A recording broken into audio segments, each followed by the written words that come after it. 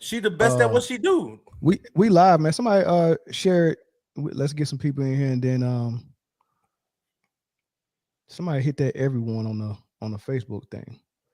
I don't even know how to do all that shit. Let me Hey see. man, hey, if it's one thing that Facebook should have never done is gave y'all boys a everyone button. Is it messing the game up? Oh man. Nah, I just turned off all notifications from Facebook. I'm never notified. Yeah. All right, man. Welcome back to Man Down Sports, y'all. We got a lot of football content to go into today. We go cap up and well, not cap up, but finish up the NFC. You know, starting with the East, then we'll do South, then we'll do North, or whatever. We'll figure the order out. But we're gonna do that, and then what you don't want to miss is that toward the end we go reveal the top 10 fantasy football running backs. That's the one you really want to get into, man. But I didn't have it really planned, but oh hey Jay. Oh, my bad. Sorry. I didn't have it really planned, but we got to discuss the big three with Jaylen Brown. And I want to see what y'all think about him playing in the All-Star game and what that means and all that stuff. I don't even know if everybody knew that, but you know, they had that All-Star game yesterday and Jaylen Brown pulled up. I don't think Ice Cube knew that he was gonna play, but he jumped on and showed his face, man, had a jersey on. I haven't seen any highlights or anything, man. So I'm assuming he hooped and it was a lot of fun. But what's y'all thoughts on that? Who gonna take it? I don't see nothing wrong with it. Honestly, I mean, it would only be a problem if the Big Three was possibly a threat to the NBA. But I mean, the Big Three is its own, basketball entity. Is like there's no really connection between it and the NBA except that you got retired NBA players in there or players who didn't have the longer NBA careers that they expected, or whatever the case may be, old and one players or whatever. You know what I'm saying? It's just like it's just a professional pickup league, honestly. You know what I'm saying? What's no different than the Hoopers going to Rucker Park in the off season or these pro-am games that they go to, just because Big Three is more televised or it's more easily accessible to watch. I don't see a problem with it, and it's during the off season, so it's not a conflict with any camps. It's not a conflict with any games, and I don't think there's any like contractual damage done by him. Now if he ends up hurting himself during the game, I mean, obviously that's gonna be on him, and then they'll do whatever happened. Like when Chet Holmgren got hurt in that pro-am before the season started, he was out for the whole year, his rookie year. That's different. But like I said, it's really no different than these players going to the pro-ams or going to the Rucker Park or whatever the case may be. It's just something to do in the off season. Yeah, but I think Adam Silver gonna have an issue with it, right? So and you're right. There's nothing in his contract to say he can't do that. I'm pretty sure the organization would not want him to because of what you mentioned, people like Chet Holmgren getting hurt. I think Clay got hurt playing some pickup in the summer a couple of years ago. But the thing with the Big Three is Ice Cube just came out a couple of weeks ago, maybe a month ago, and publicly said the NBA and Adam Silver is trying to hold the Big Three league back.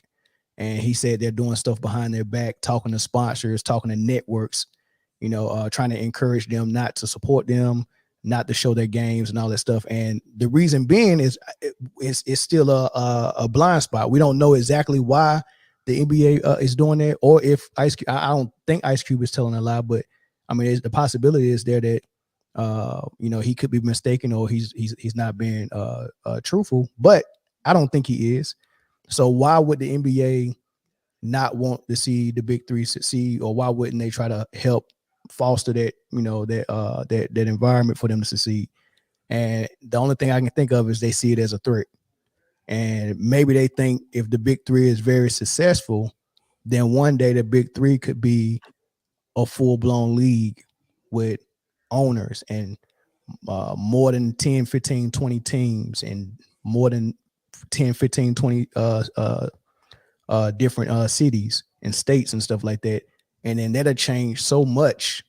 And I doubt that if Ice Cube was really at a position where he can compete with the NBA, I don't see a lot of NBA players not going to go support him, especially the Jaylen Browns and the Kyrie Irvings and stuff like that. So that could be a threat. and if they see that as a threat, then that means Adam Silver probably will, put something in writing to discourage them going over there and doing it. I disagree a little bit. I don't think that the threat factor is the biggest issue, more so than controlling the narrative. And one might say, Big Nash, what do you mean by that? And I would say, I think the NBA wants to control all avenues to the NBA. Imagine 18-year-old players say, you know what, I'm not going to the G League, or I'm not going to college for this time I have to wait. I'm going to hoop in the BIG3. It's a different game, but it's still basketball. You know what I'm saying? The rules are a little different, but it's still basketball. You'll play less games and stay fresher. But we've all seen somebody just warming up out on the court by themselves and say, "Oh yeah, he can hoop." You know what I'm saying? Right. The eye test would be there. So I think the NBA is like, hey, we don't want this to be an avenue until we can control it being an avenue that we'll make money off of too. So there was probably an opportunity for the NBA to buy Ice Cube out, or either buy in with Ice Cube. And Cube probably said, nah, that's not what I wanted to do. That's not why we created this. And I think that has a lot to do with it. But I think that Jaylen Brown showing up and hooping, it's big for the BIG3. It's much to do about nothing for the Celtics in the league. But yeah, it's big for players too, if that's something. You know what I mean? If you can understand where I'm coming from, where it's big for players. It gives the player, if I'm a GM or president of basketball or even owner, I don't want my guys playing in the Drew League. I don't want my guys at Rutgers. I don't want my guys playing no basketball that I'm not getting paid out for. Well, you know what I'm saying? Hey, but then they go use that Michael Jordan love of the game clause on it and say you can't stop me from going to go hoop. This is what I do. What I'm gonna do all summer if I'm trying to be the best player in the world. Yeah, I get like Luka. Yeah, get juicy. Yeah. I mean, I get it, but it's listen. You giving away a product that's making me money for free. I can't make no money when you go hoop at Rutgers. I can't make no money when you go hoop in the Drew League. Yeah, that's different though, because now you talking about like I own, like that's like one of those deals that music artists get where once you sign it, once you sign that deal, everything you do. I need a 360 deal. I need that 360 deal. Yeah, go hoop in the. Based on what you said, but what y'all saying, I mean, I can see it. If this is the reason, I can see it being somewhere in their contract to where it says if you get hurt at such and such, and if it's not an NBA sanctioned event, or if this happens, then we are not liable. We don't have to pay you your full contract. We don't have to do this, because the Chet Holmgren thing did start that narrative. And as far as Jay said, the NBA is starting to see alternatives to what their farming system is, which is college or G League, then NBA. You see overtime elite. You see people going overseas. You see people who are already overseas still being drafted, like Wemby, number one. Like, they want to control as much here as they can. So I could see them definitely saying, okay, we're not going to give the BIG3 no light, no shine. And to be completely honest, just like, it's not just old retired players there. There's dudes that could probably still play in today's league playing in the BIG3.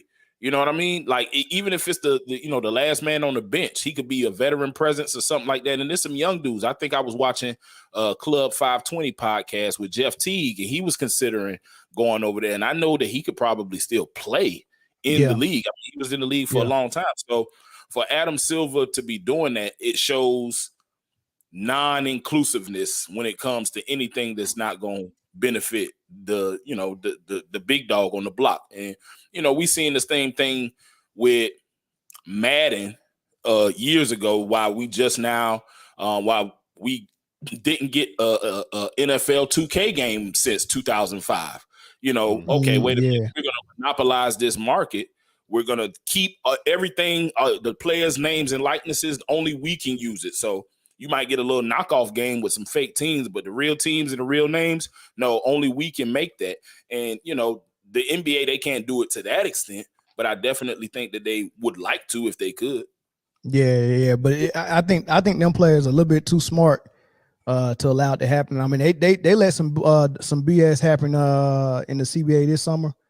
But I don't think they'll let anything close to that, man. I don't even know how. I don't understand how music artists even allow that junk, man. That junk is crazy, man. Nah, it's not. Music artists are getting smarter now too. But think about it: when someone's offering you a large sum of money and you have no money, and they like, hey, the only drawback with this large sum of money is when you go over there to make some money, I'm the one that gave you this opportunity, so I need some of that too.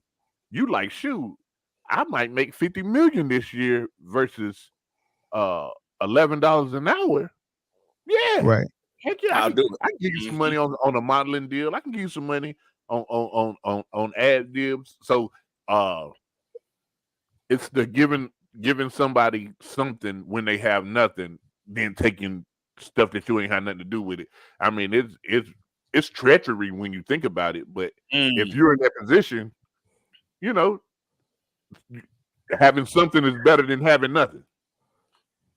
So they do it. So they be with it, I guess. Eric just called in. Eric, what's up, man? What up, dog? What's up? Can you hear me? Can y'all hear Eric? Yeah. What's up, E? Hey, man, y'all tripping, bro. The NBA is paying them guys millions of dollars, man, to franchise off their brand, franchise off your name, your likeness, all that. Right. So you have essentially sold your soul to the NBA. Whatever they want you to do, that's what you're supposed to do. Yeah, I mean, but if it ain't in the contract, then I mean, they both are their own entity at that point. They agree. So NBA players are more like hired contractors. I don't work. I don't work for your company. We came into an agreement together and we have a contract. Because I mean, at the end of the day, those players can walk away whenever they want to.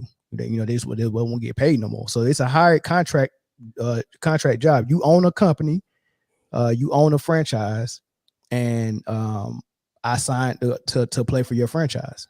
That's it. Everything that's in my contract is what I will do and fulfill. And then if it doesn't say I can't go play basketball in the summer, or I can't go play basketball in another league like the Drew League or Rucker Park or any of the things like that, then it's not in my contract. Now, the thing with Jaylen Brown is it's probably not in his contract that he can't go play for that.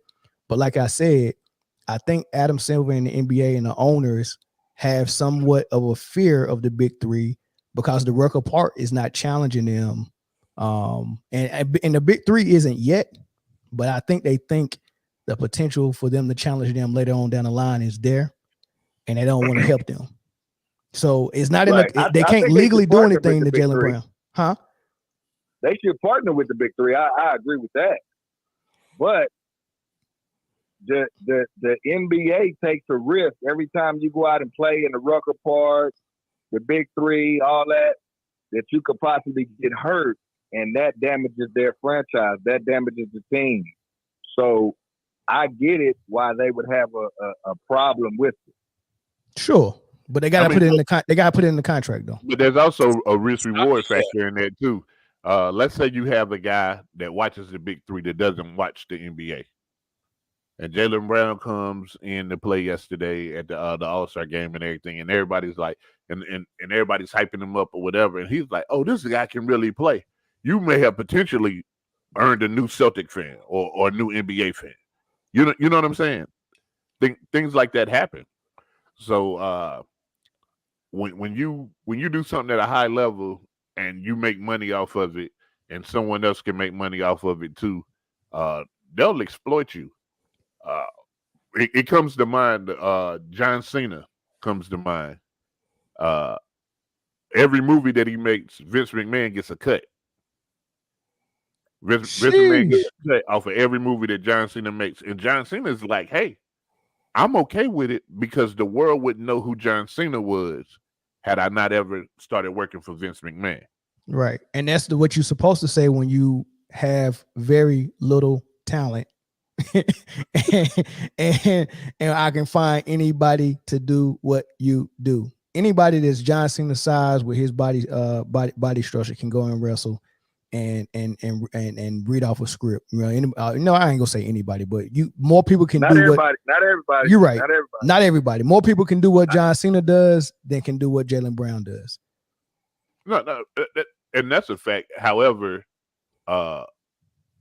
he's like everywhere now. Like, you know what I'm saying? Yeah, like he's the new age Rock to some degree. You got to pay homage to the people that gave you your start, though. Yeah, I agree. But at what point? At what point have I paid my dues? You know what I'm saying? At what point do you say, "Where's the stopping point?" Yeah.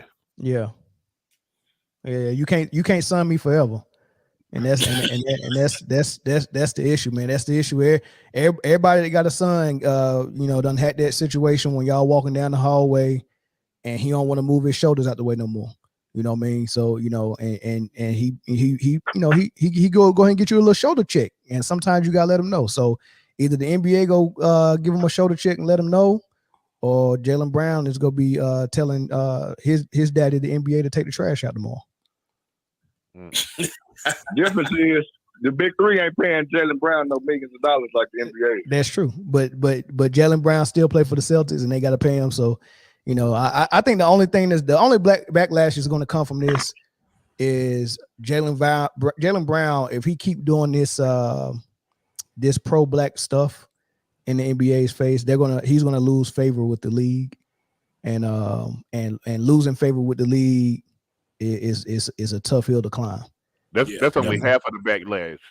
The other half is how contracts will be written in the future. Correct. So correct. The next guy. That's a slippery slope though, because your verbiage and how you word these contracts would essentially eliminate these camps that these players do in the offseason too. I don't think the contracts would read that way. It'll read almost in a way where you can't go and do business without competitors. And then they're going to have to admit that they see the big three as a competitor. Right. Because right now they're not ready to admit that. Right. They're trying to act like they're not doing anything behind the scenes, but Ice Cube called them out. So it won't say if the Rucker Park won't be a competitor. The only way I can see the big three being a competitor is if the big three in the NBA was on at the same time. Not just on at the same time. They're still a competitor because they have different ownership, but they're competing for advertising dollars. They're competing for network contracts. They're competing for the same thing, and the target demographic is the same exact people. Exactly, potentially players too. Players. Because right now he's getting old retired players and people that didn't make it to the NBA on the squads. But this thing got so much more potential, and I think they see it. And at some point, they probably I don't know if it was Eric that said that. At some point, they probably had a conversation with Cube and was like, "Hey, I like what you're doing, and let us get in on that." And Cube probably told them, "Nah, I'm doing my own thing." And that's when they was like, "Oh, okay, you want you don't want to play." Cube want to get in with him. Cube said he want to get in with the NBA, but he said the NBA is not messing with him. Interesting. How so? How would it work? I just watched the interview. Okay. You could probably treat the Big Three as another farm system. Exactly. So remember when when LeVar Ball first started talking about creating his own league and all that stuff, right? Mm-hmm. And then the NBA came out of nowhere with the G League. Or not the G. Well, what they came out of nowhere and said the G League will take people out of high school, and you can, instead of going to college, you can come to the G League, and then you can use that as a gateway to get to the pros. That was the exact business model of LeVar Ball. Yeah, that was LeVar Ball's business model. Right, but ESPN and all their panelists and analysts was on there saying how horrible of an idea it was, but the whole time the NBA was scheming like, that's a great idea. We should do that before he does it. Well, the best way to kill your competition is you discredit them and then you steal their idea. Correct. Period. Like also, LeVar Ball was very outspoken against the NBA anyway. So you couple that with a better idea, and that's just a recipe for you to come up missing. but if Cube hasn't said anything degrading about the NBA, and it probably like the conversation between the NBA and Cube just probably wasn't enough money. Cube knows the kind of brand that he's built now. They've been doing this for what? It's a good amount of years now, huh? About 6, 7, 8. Be, year 5, 6, something like that. Something like that. So it's sustaining momentum. You know what I'm saying? Just pay the man. Pay him what he deserves, and keep him included. Don't just pay him and then kick him to the curb, like, because it's his child. You know what I'm saying? It's his baby. So still leave him as like the. The problem might be they're trying to pay him for where it's at now instead of where it's trying to go.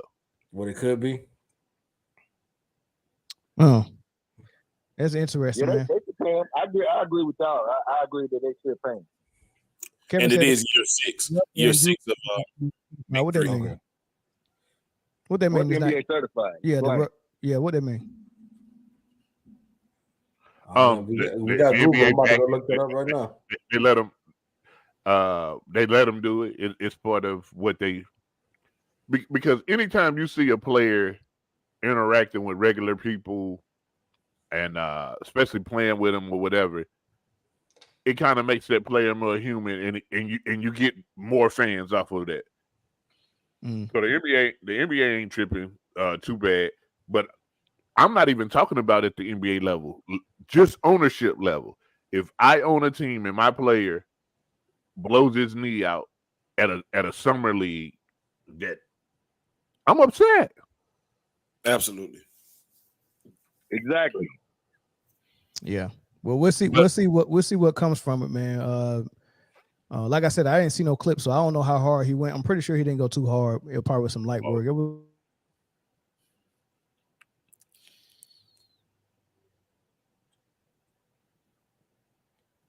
You know here? No. Mel, you cut out. Your mic cut out.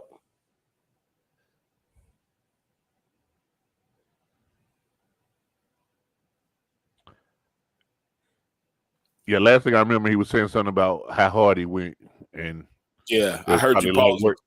It was like work going that hard. Mm-hmm. The mic was like, enough of this mess.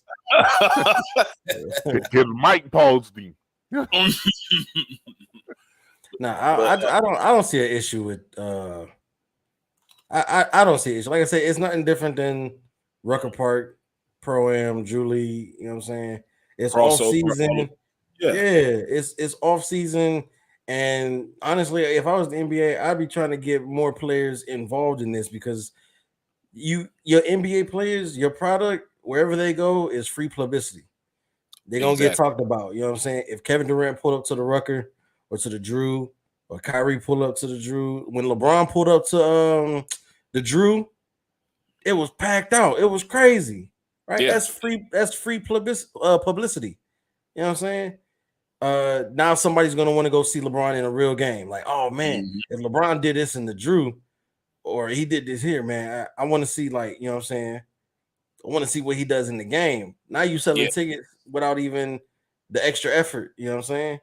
bringing the attention to the game that you control right now. It's the NBA. Like everybody, even if you're not a fan, if you see a superstar like LeBron, you know what I mean, pull up, hoop, got the fans going crazy, you may want to see hey, who is this dude? If you don't know who he is. The summer that y'all got DeJounte Murray, right? When they went to that program, Trey, exactly. DeJounte, and Collins, and they did that game breaker NBA Street alley-oop, which was crazy, by the way. And everybody was like, "Man, if they getting beats like this, I can't wait to see this trio in action." You build in hype, you know what I'm saying? There you go. You build in hype, you know what I'm saying? So and this gives you the chance to see, so you can see Wemby, you know what I'm saying? You can see all the any rookies coming in, any prospects, you know what I'm saying? This Cooper Flag kid, you know what I'm saying? 16 years old, dropping numbers at Rucker, going crazy, you know what I'm saying? Like the NBA you've got to get in on this, you know what I'm saying? If you're not going to contribute to the WNBA, you can contribite to something else. Come to Cameron Cooper. No, I don't think that's a good idea for the NBA. I mean, we're in it, but I don't think that's a good idea for the NBA. They don't see it as some other league. If I got the bigger league and I got all the huge platform, I got the partnership with Disney and ESPN and Time Warner Cable and all that stuff. I'm already at the top of the mountain as far as exposure. You can't go to a lesser league and help me with my exposure. The NBA right now is thinking about how can I put the NBA in Europe and in Africa. That's what they're thinking. They're trying to explain there. They got this on lock. They already got America on lock. So do you think they feel some way anytime, like Chris said, when LeBron went to the Drew, people waiting out line hours and hours, packing the stadium. They had to call the fire department because there was too many people in there. Do you feel like in those situations the NBA is not, if they had a say so in it? I mean, LeBron is a global superstar anyway, but if you feel like they had a say in it, would they be with it or against it? No, that builds business for the Drew. It ain't nothing for the NBA. It does more for the Drew than for the NBA. But as the old saying goes, no publicity is bad publicity. So if it's publicity, if he even get a little bit of publicity, is I guess is cool enough for you not to say I'm against it. However, it's not enough juice for the squeeze for the NBA. It is for Drew League though. Okay. Yeah. All right, man. We'll move to football, man. We're gonna do NFC East first, y'all. Which is cool. I know Corey's not here to talk about his. If he's not working, he know he's gonna call. Yeah, he probably will call, man. Talk about his Cowboys, man. But this is the thing, man. I found this interesting, man. Jalen Hurts is the 7th player to finish second in the Heisman and also second in MVP votings.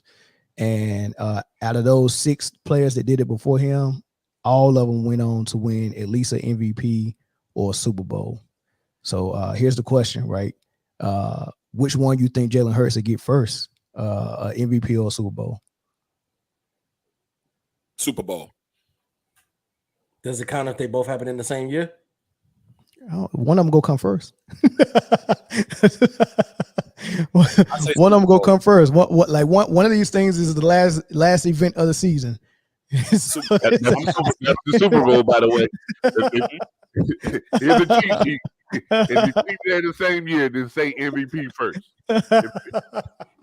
Nah, because they do all the different stuff where they release the awards late. Lord have mercy, man. In order to you know what, Lord. Okay, go ahead. Which one first? I was saying, I think you get the MVP before the Super Bowl.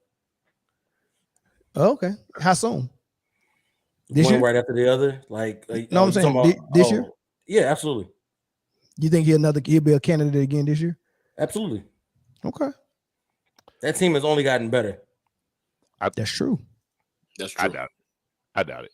I think he gets neither one this year, and the one that he gets first would be Super Bowl. I don't think he ever gets an MVP. I agree. Wow. But I think he may end up with 2 Super Bowls. Do you think what he did last year is like that bar is too high? He can never do anything close to it again. No, he can always surpass it. I don't think that bar is too high. I think he can do that every year. But I think they'll find a reason. No, I think you do that every year for 5 or 6 sustained years. But I think they'll find a reason to give it to someone else. He does that, and Pat has the year that he has. You give it to Pat. He does that. He does that, and Joe Burrow wins, has his team in the Super Bowl, and he has 45 touchdowns and 8 interceptions. They're going to find a reason to give it to Joe Burrow. If Josh Allen gets Buffalo, you know what I'm saying? They'll find a reason to do something else. If he does that and Lamar Jackson does the same thing and the Ravens happen to have a better record than the Eagles, and Lamar's getting it, there'll always be a reason not to give it to him. Like, no disrespect to him, he's not the first of anything. He's next in a long line of very athletic quarterbacks. He's really athletic with his legs, his arm, and all of that.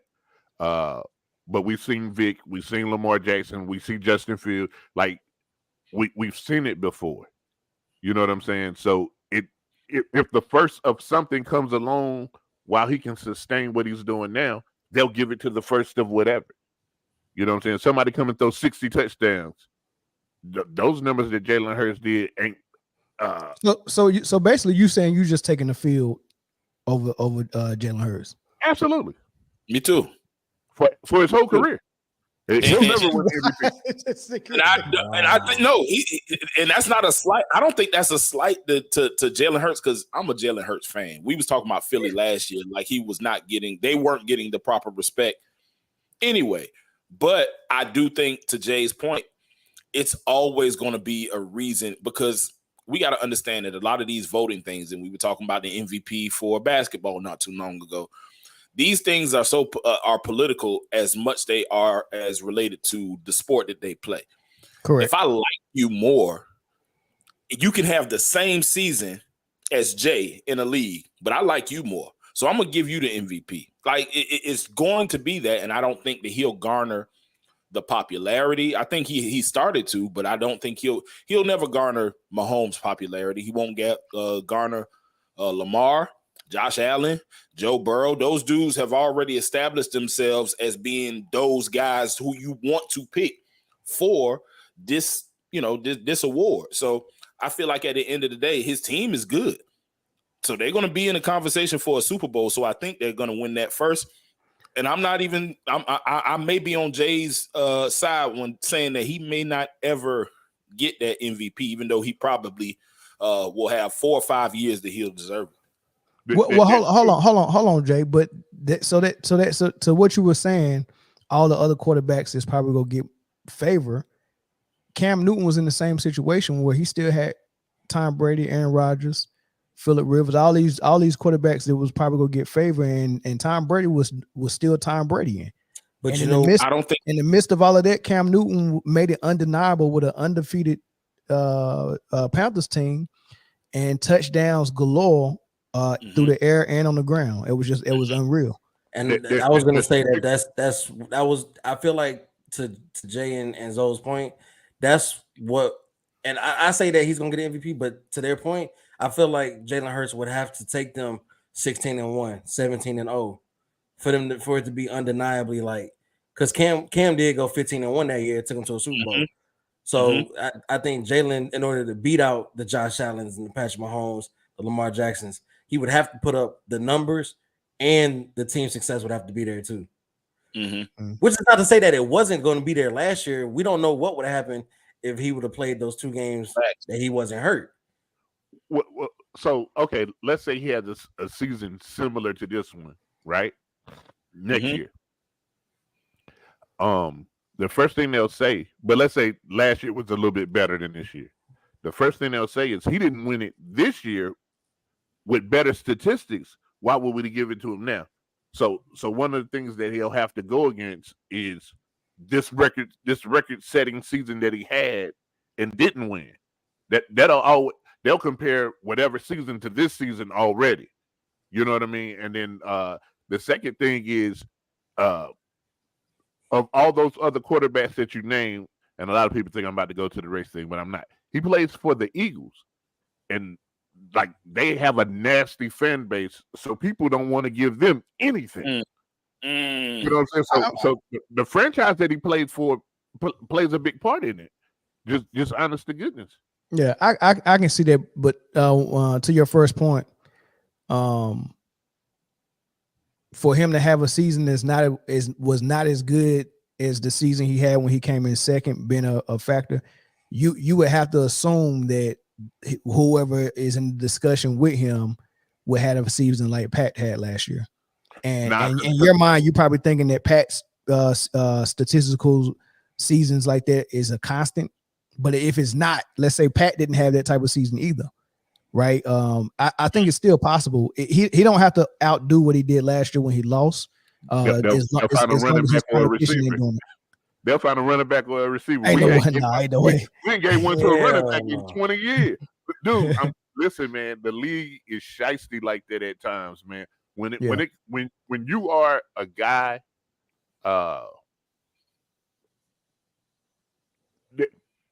the person who wins the MVP in most years isn't the best player in the NFL.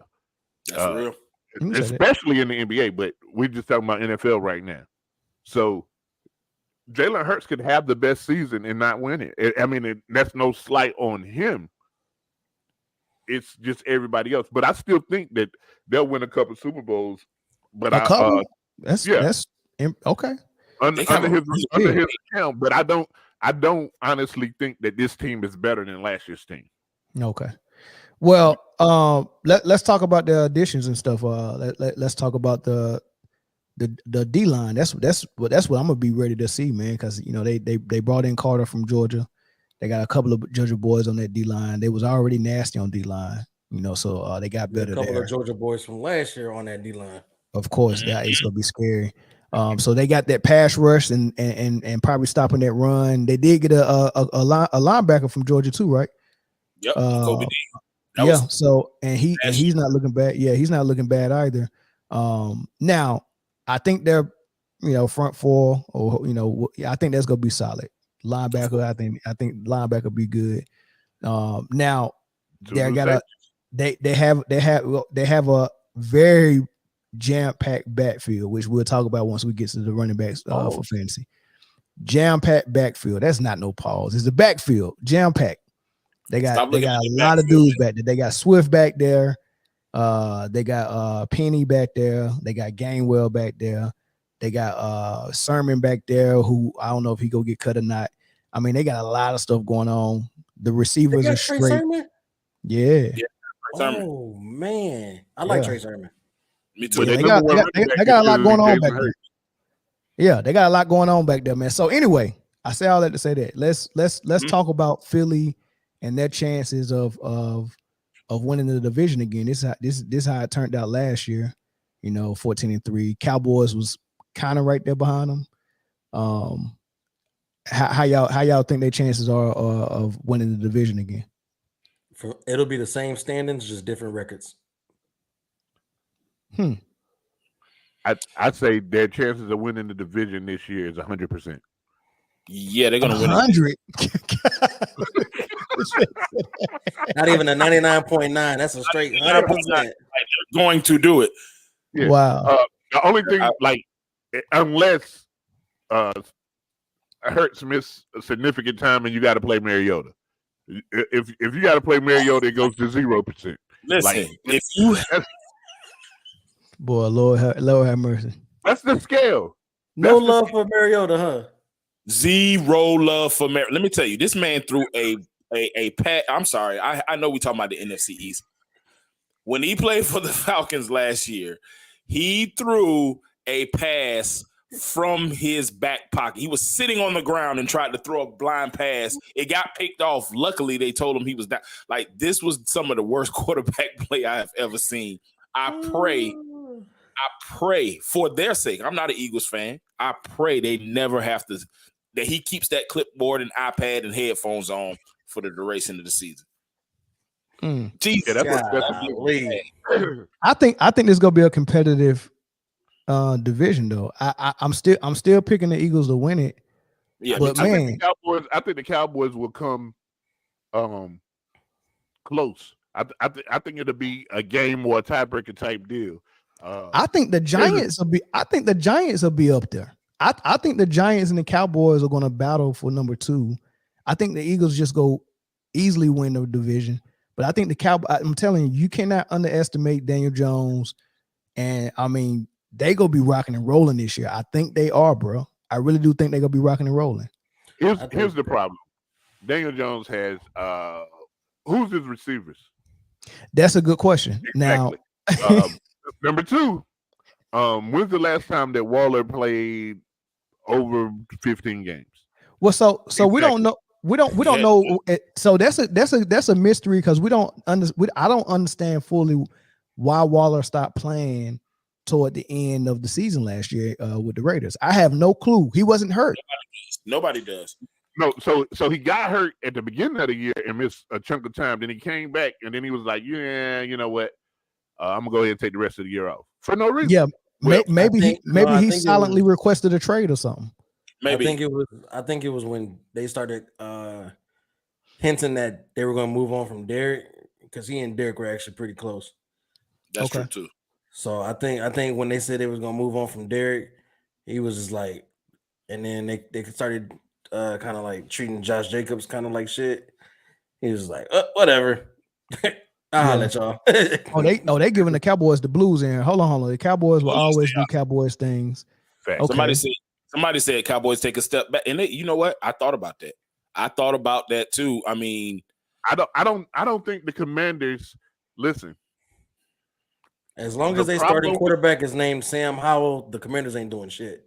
Nah, it ain't that. As long as their coach is Ron Rivera, it'll be a cap on what they can do, bro.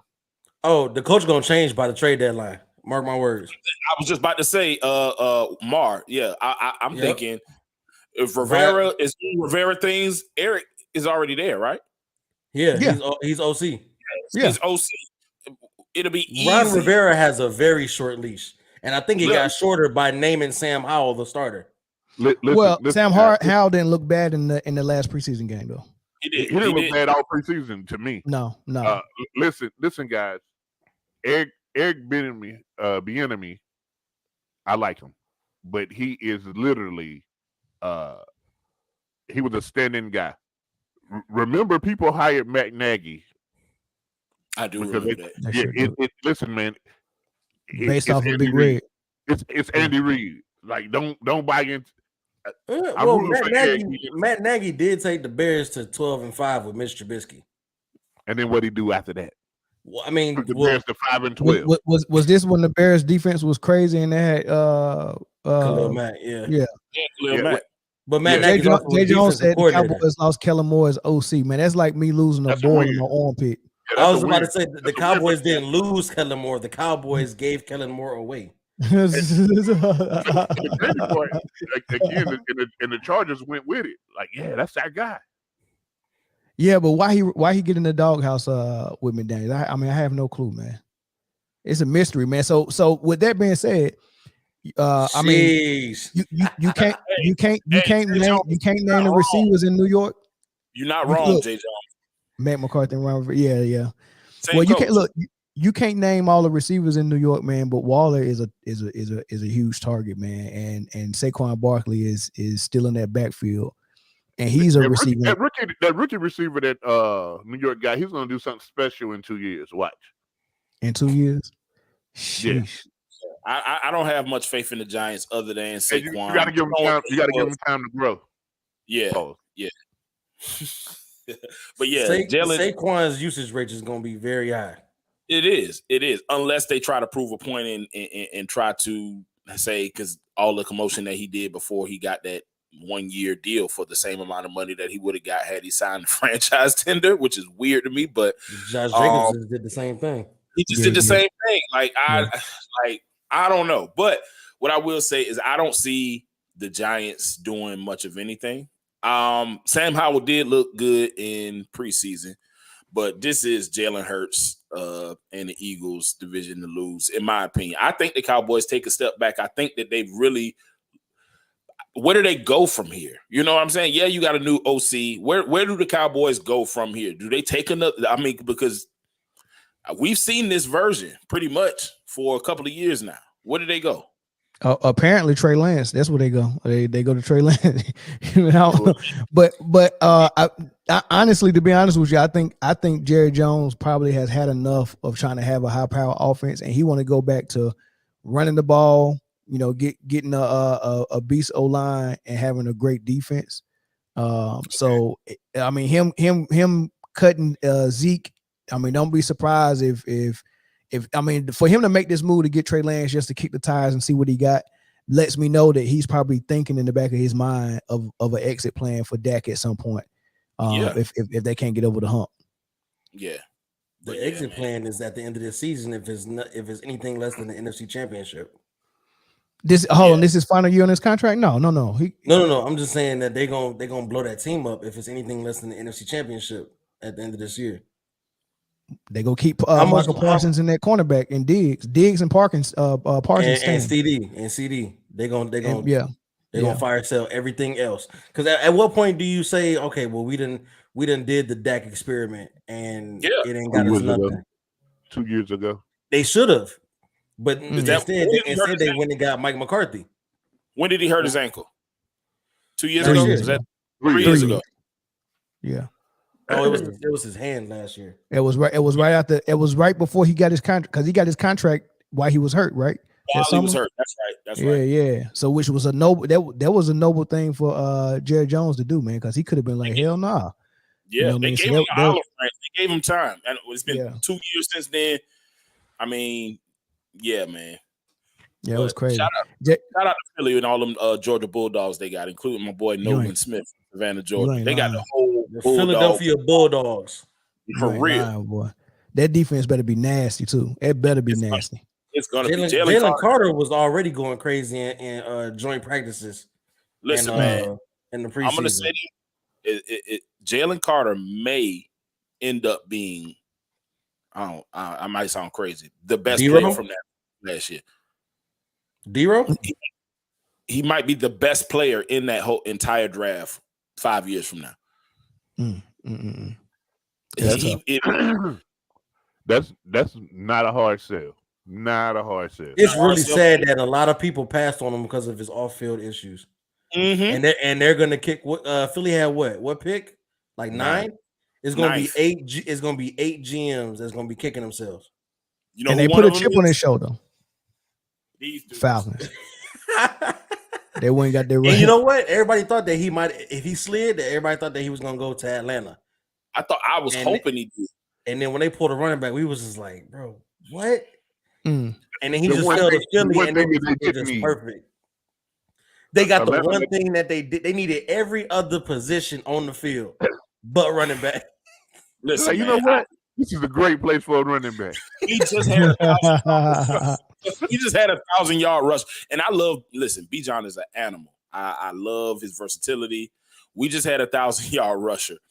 Grady Jarrett has been playing on that defensive line practically by himself for 8 years. For 8 years. Talk about loyalty, because I'd have been gone. It really bothered me that we didn't get Jaylen Carter, but he has some stuff going on, and I get it. Like with the whole, I was actually in Athens the day that they got into that car crash and killed one of the offensive linemen.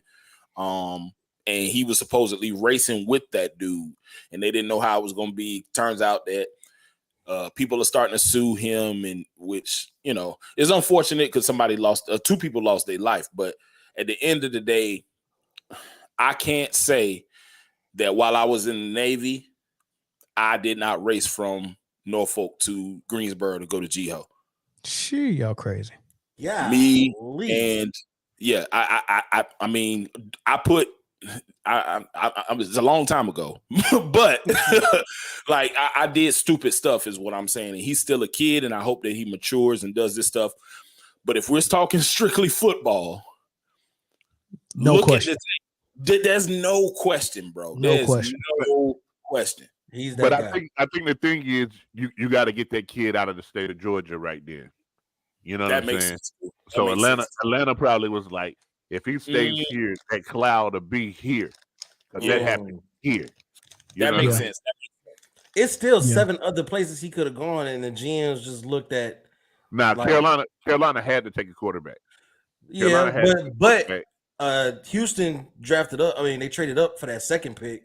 Houston they had second and third pick, didn't they? They traded up to get the third pick. They had second already, and we knew they would go quarterback with one of those. Well, with the second pick, at least we assumed this. So and we figured that they was going to go defense anyway with that second pick that they had.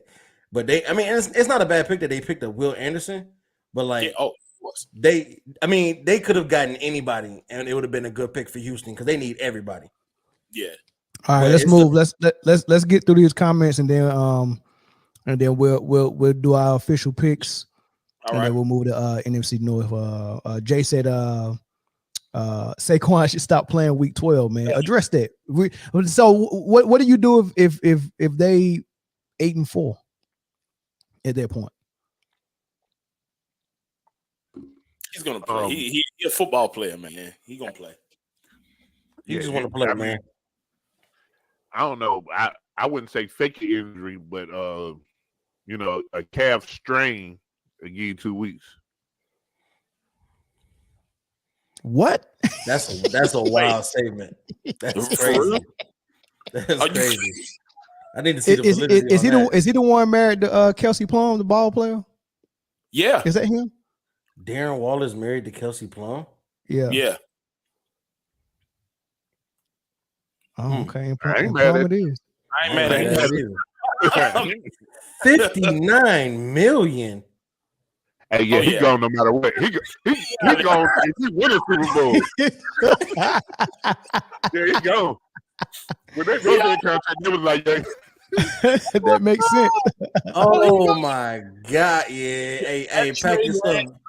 Hey, listen, that Trey Lance trade makes so much sense right now. Now it makes sense. $59 million, bro. Yeah. When they wrote that contract, they was like, hey, this is Dak's last year. And Dak know it. That's crazy. It's a wrap. Falcons could have had another player with off the field issues. They just got past Vic. ATL ain't want no parts of Jaylen. Dang, Vic was so long ago though. They still owe Vic an apology. You think so? It's still like people. Surprising as it may sound, people ain't got over that. Like it's as long ago as that was. It's still. Because he's still present in the city, and everybody remember that feeling. That you know what I'm saying. That Michael Vick feeling. You know what I'm like in that time frame. We felt like we didn't even care what the win-loss record was for real during that time. So when stuff like that happened and we feel like we kind of left them out to dry, it's a split. It's the half to say, well, he shouldn't have did what he did, which I understand. And then it's that half to say, man, we kind of, crapped on him when he needed us the most type deal. So it's still split. That's why Matt Mike, the love that he probably deserves because people still hung up on Mike. Hey, bring Vic back, man. Put him in the ring of honor, retire 7, something. Yeah. Do something for him. Y'all got to do something because that's half the curse right there. The other half is that y'all built the new stadium on MLK's old church. Yeah, we did.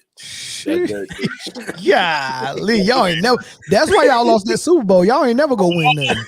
Until y'all do right by MLK. Until y'all do right by me, man. Yeah, Lee. That is exactly why we lost. Wow. We put out Ebenezer, the original Ebenezer, and built Mercedes-Benz Stadium. It was 2 years in. We go up 28-3 at halftime, and we hold these truths to be self-evident that all teams wasn't created equal. So at the end of the day, MLK said, "Nah, not on my watch." This is a fun fact. You said y'all went up 28-3 in the Super Bowl. This is a fun fact. Martin Luther King, when he played football in high school, wore 28, and when he played basketball, he wore number 3. Fun fact. It's only right. You're playing, right? I wouldn't. I swear to God, bro. If that's if that's true, Atlanta ain't getting another thing, bro. Listen, bro. Y'all gotta know that MLK did not hoop for anybody. So, Oh my God. y'all gotta know MLK was not a hooper, bro. I'm joking. That man was probably secretly giving buckets out in the cloth, man. Oh, he was. I'm joking, y'all. Don't go tell nobody that MLK did not play. All right, man. Let's do the picks real quick, man. Oh my God, that is too funny, man. That's funny. Clip that. My God, man. All right. So we all agreeing the Eagles go win this division? Yes. Yeah. Jay, you might need to refresh your thing, you grainy. But so let's pick a number of wins for the Eagles. I think they take a slight step back and go 13-4. I said 12 okay. wins. Yeah, me too. I'm going 12 wins. Nah, I ain't do it yet, Jay. But yeah, I'm going 12 wins on that. And then I'm going and man, it's really hard for me to pick the Cowboys over the Giants, man. But the Cowboys, that can orchestrate a high power offense. And I think that defense is gonna be better. And then now that they don't have to force Zeke out there, I think they'll be a little bit faster with Pollard. But they don't have no backup, and Pollard's coming off their injury. I'm like, who is their backup at running back? Who's Vaughn, the little 5'4" dude? Yeah, okay. He's just another Pollard though. They don't really have a power back anymore. Yeah, they don't have a guy. Yeah. They don't have that guy. They don't have a line puncher. Mm-hmm. Yeah, I'm gonna go out on a limb. What you gonna say? I'm going Giants number 2. I'm going Cowboys 3, Washington Commanders 4. Eagles win 12 games. I think the Giants will win 10 or 11 games. Okay. Yeah. Wow. That's a bold one. That's a bold one. They're gonna be so Saquon reliant though. Like they're gonna have to be able to do that. Yeah. They're gonna have to. I'm still gonna have the Cowboys second. Me too. I'm gonna have them about 2 games behind the Eagles though. So if Eagles get 13, they'll have 11. I think the Giants and the Commanders are gonna have the same record. I think they're probably gonna be 9-8 or 8-9. You don't think the addition of Eric Bieniemy makes the Commanders jump a little bit further than the Giants? If Ron Rivera is still in charge throughout the entire season, no. All right, that's fair. I'm gonna say Cowboys. I'm gonna say just how it is right here because I honestly, the thing that the top 3 teams have is at least who their starting quarterback is. I mean, Sam Howell is the guy right now, but at the end of the day, he's not proven in the least bit. So I think they'll have that struggle. I'm gonna say Eagles win 12 games. Say Cowboys. Gosh, 59 million, bro. That's crazy. That's a heavy number. Yeah. Oh man, I want him to win. But I don't think it's gonna make a difference. But I say about 10. They'll have a 10-win season because, like you said, he can be the leader of that offense.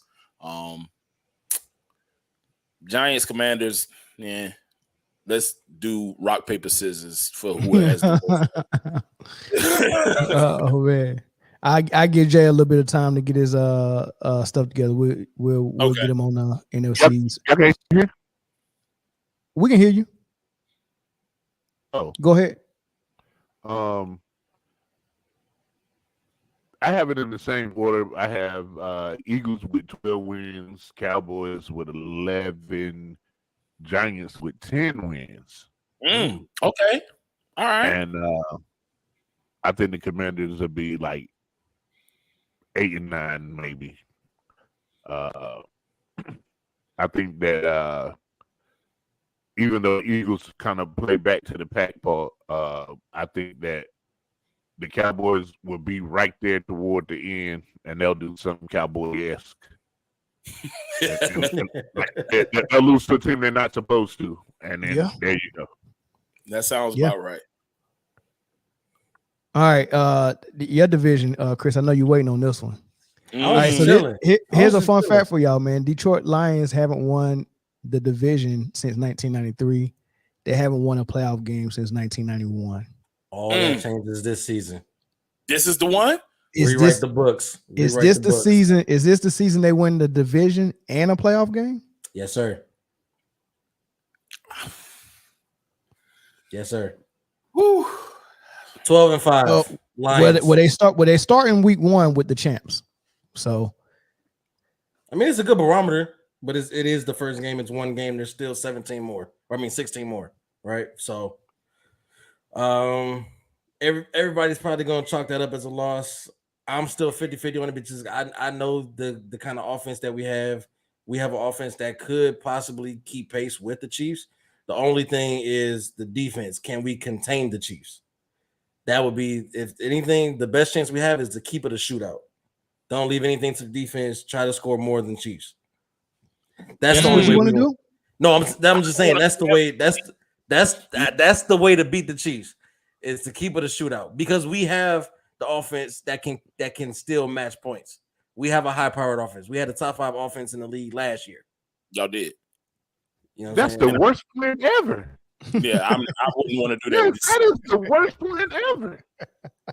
We had a top 5 offense last year. So I agree. They do have a high power, and I think the addition of Jahmyr Gibbs is probably going to make that offense even better because that dude is electric with the ball in his hands. But pause. He is nice. Yeah, I'm not trying to do no shootout with no Chiefs. Hey, listen, the best thing to do is give the ball to Gibbs and run the clock down. Fun fact. Not shootout. Keep the ball out of 15's hands. Fun fact. A couple years ago, when the Chiefs still had Tyreek Hill, all that, Patrick Mahomes, Travis Kelce, the whole shebang, that it was, I think it was MVP season for Patrick Mahomes. They came to Detroit. We played them. Although the Chiefs still won, we held Patrick Mahomes without a touchdown. So, fun fact, it wasn't the MVP season. Also, fun fact, I said maybe an MVP season. We did lose. Yeah, it's cool. So, but we held Patrick Mahomes without a touchdown. So let's talk about you held Patrick Mahomes without a touchdown, and you still lost. So let's go into that. Game 1 in Patrick Mahomes' first games of seasons, he usually throws 4 touchdowns. That's how he likes to start the season. He do like to start it off with a bang too. He do. I can't even lie about that. Number two, in primetime, Patrick Mahomes is crazy. The record is crazy. Number 3, we just come off a Super Bowl and you're at Arrowhead. The atmosphere will be crazy. This is before we even take the field. Chris, I'm trying to help you. No, I don't understand. We're talking about the whole division, the whole season, and y'all turning this into a Chiefs bash in the line. We're turning it into Chris. Don't say, hey, the best way to try to beat the Chiefs is getting the shootout with them. Don't say that. That's what we're trying to help you with. That is the best way. Let's do this, Jay. Let's do this. Okay. September 7th, game 1 is the Chiefs. All right. Mm-hmm. Win or loss for the Lions? Loss. All right. Seahawks, Lions, win or loss for the Lions? 0-2. Chris? That's disrespectful. All right. How you got it, Chris? First 2 games, how you got it? In a perfect world, 2-0, but realistically, 1-1. 1-1. All right. Falcons, week 2-1. Week 3. 2-1. All right. Green Bay. 3-1. That's a rival. 3-1. All right. Panthers.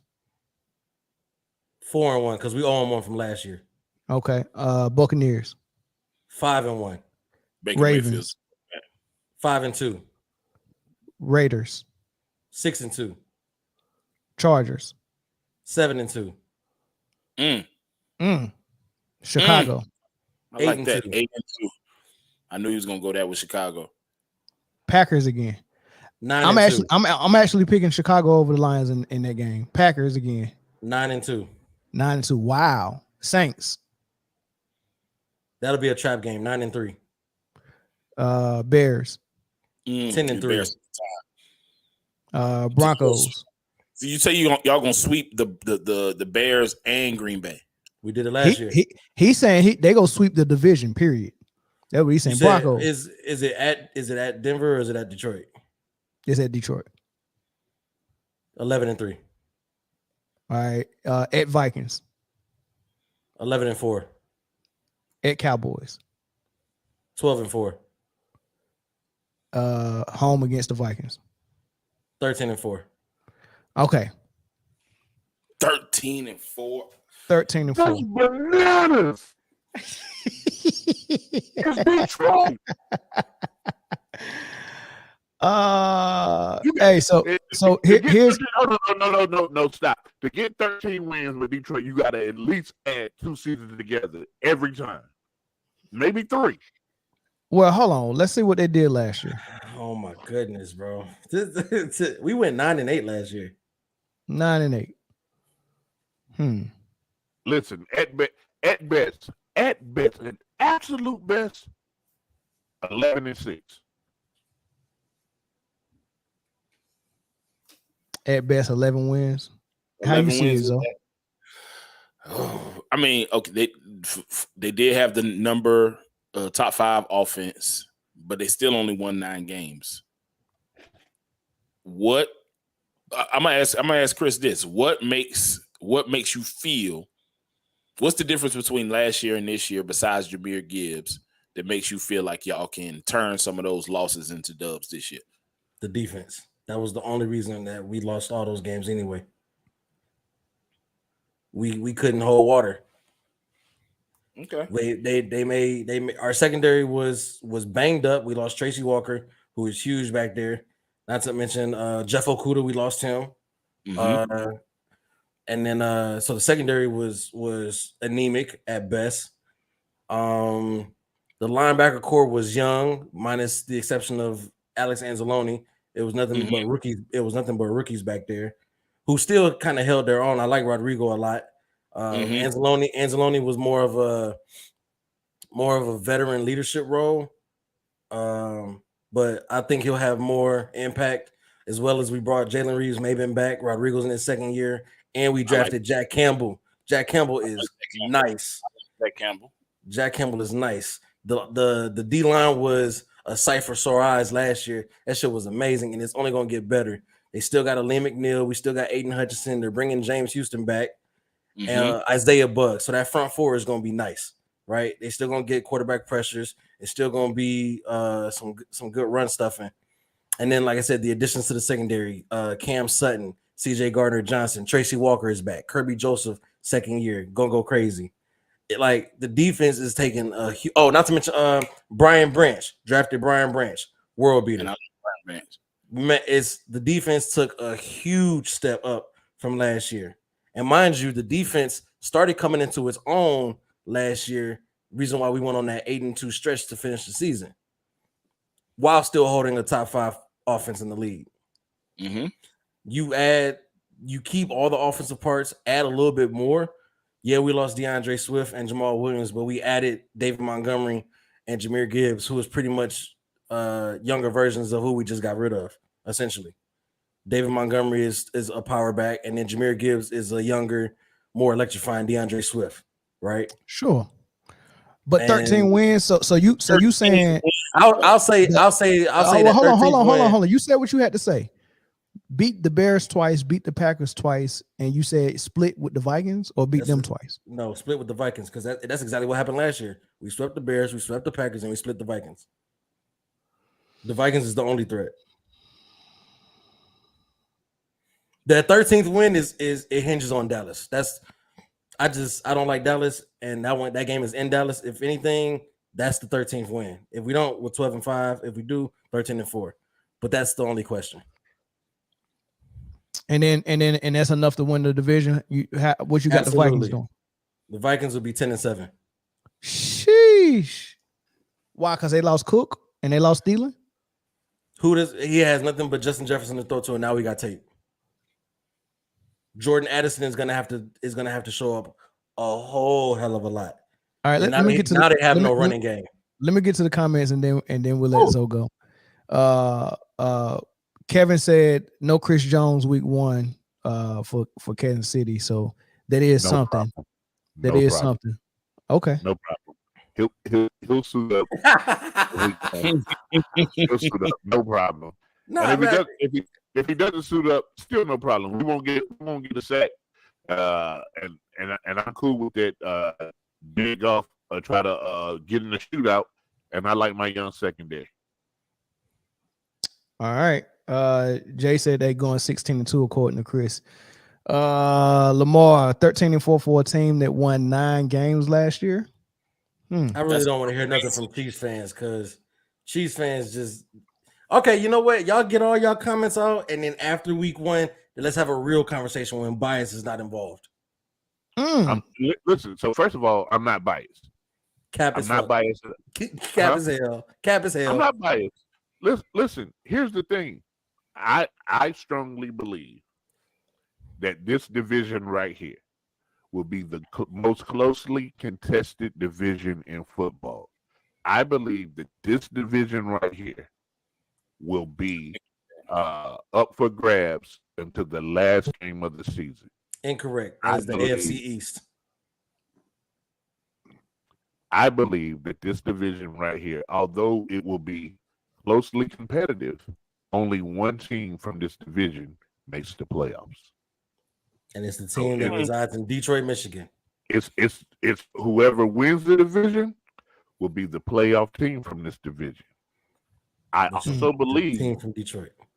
I also believe that this division will play a lot of good football. But here's the thing. I believe that this division right here will hold a whole lot of common L's from people outside the division. So when they play each other, those will be really good games and they'll beat up on each other. But when they play the common opponents, like they'll all lose to the same teams. And you can book that. Book them. Hey Jay, real quick, I'm gonna go through these comments real quick. Go out and come back in without the login. Just come in through the link and see if that help fix it. Because we both logged in from the same domain. I mean, not the same domain, but from the same login, and maybe we fighting. Yeah. 13-4. That would put Detroit at the number 1 seed, right? Yeah, which is not too far out the realm because Vegas does have. At last time I checked, Detroit was 3rd to win the NFC in odds. So it's not outside the realm, and they were only behind San Francisco and Philadelphia. Dang, Chris, y'all gamble like that? He said it's easy to beat the Lions. Put a slot machine in the lobby. Dang. Ha. It's easy to beat the Chiefs. Just give the quarterback a white wife that thinks his favorite meal is fried chicken. All right, man. We support that over here, man. Like, we don't see nothing wrong with that. We support that over here. The Bears winning the division. Jay looks shocked and amazed by what he just said. TJ Hawkinson. Yeah, Jordan Love is going to be better than a lot of people think. I agree with that. And I think AJ Dillon go and I feel bad for people that got Aaron Jones in fantasy, but I think AJ Dillon is going to get a lot of touches this year, and they really got to protect Jordan Love and not have him in the situations where he's throwing so much. And Green Bay, I mean I'm with Jay, man. This could be a competitive division, man, and I don't think the Lions can just run away with it. I think the Lions. I'm gonna be 100. I think the Lions. All those improvements are good. I still think they're second in the division. Ooh, who's first? Wow, Minnesota. I'm going to tell you exactly why Minnesota does not win the division, and they won't even be a wild card. Wow. Oh yeah, I'm all ears, brother. we know their hand. Think about it last year, right? They were 13-4, right? Mm-hmm. Every win was by less than one score, and almost all of them required a comeback. Correct? That's true. That's when he had a full set of weapons too. Now you lose your primary running back, and you lose your best secondary receiver. So it's just you, Justin Jefferson, and now all we gotta do is just throw two at Justin Jefferson. Who you throwing it to? TJ Hawkinson on dump downs. Well, we saw what you did with that. That's how you got knocked out of the playoffs. You literally you don't like the rookie that they bought in that receiver. I mean, he's gonna have to turn into Justin Jefferson overnight. I like Addison. I actually like what's the running back? KJ Madison. Yeah, I like Madison, even because Dalvin Cook is good to sit out a few games every year. He's not going to be 100% healthy. So I think that while I do think it's a drop off in talent, I think that what Madison might give you in availability might make it, not so bad of a loss when it comes to losing Dalvin Cook. And I do think Addison is the perfect complement for a Justin Jefferson type receiver, which is the reason why I feel like they're going to lose something. I ain't going to say they're not going to lose nothing because those are big losses, honestly. Thielen, Cook, those are big losses. I'm not going to pretend like they're not, but I think that they will still be able to do enough to win a competitive division. Yeah, I mean, and you got to think about when they had Stephon Diggs and they gave him up and was like, we go draft Jefferson. Exactly. And he came in and was like, yeah, Diggs who? Right? You get what I'm saying? Now they get rid of Thielen and they bring in Addison.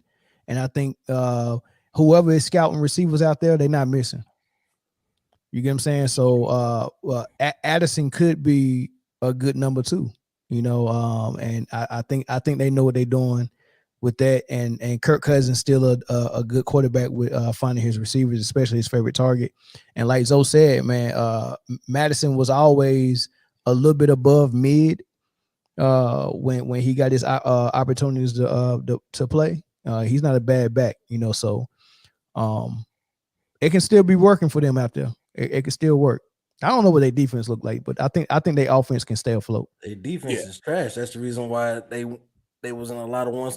I mean, they let Indianapolis. They let them score 33 points. Now, of course, Indianapolis took their foot off the gas and came back and let them come back to win that. Yeah. But come on, man, you let Indianapolis with Carson Wentz as the quarterback and Jeff Saturday, what was it, his first game or his second game as coach? Yeah. Come on now. So here's how I got it though. Even with all that being said, I still got the Lions winning the division. I'm with you, Chris. I got the Lions winning it.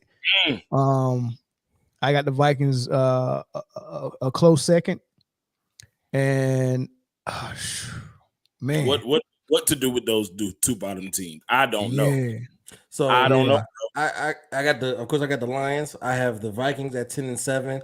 I will have the Packers making that above 500 appearance again at 9-8, and then I do have the Bears pretty much with the same record they got right there.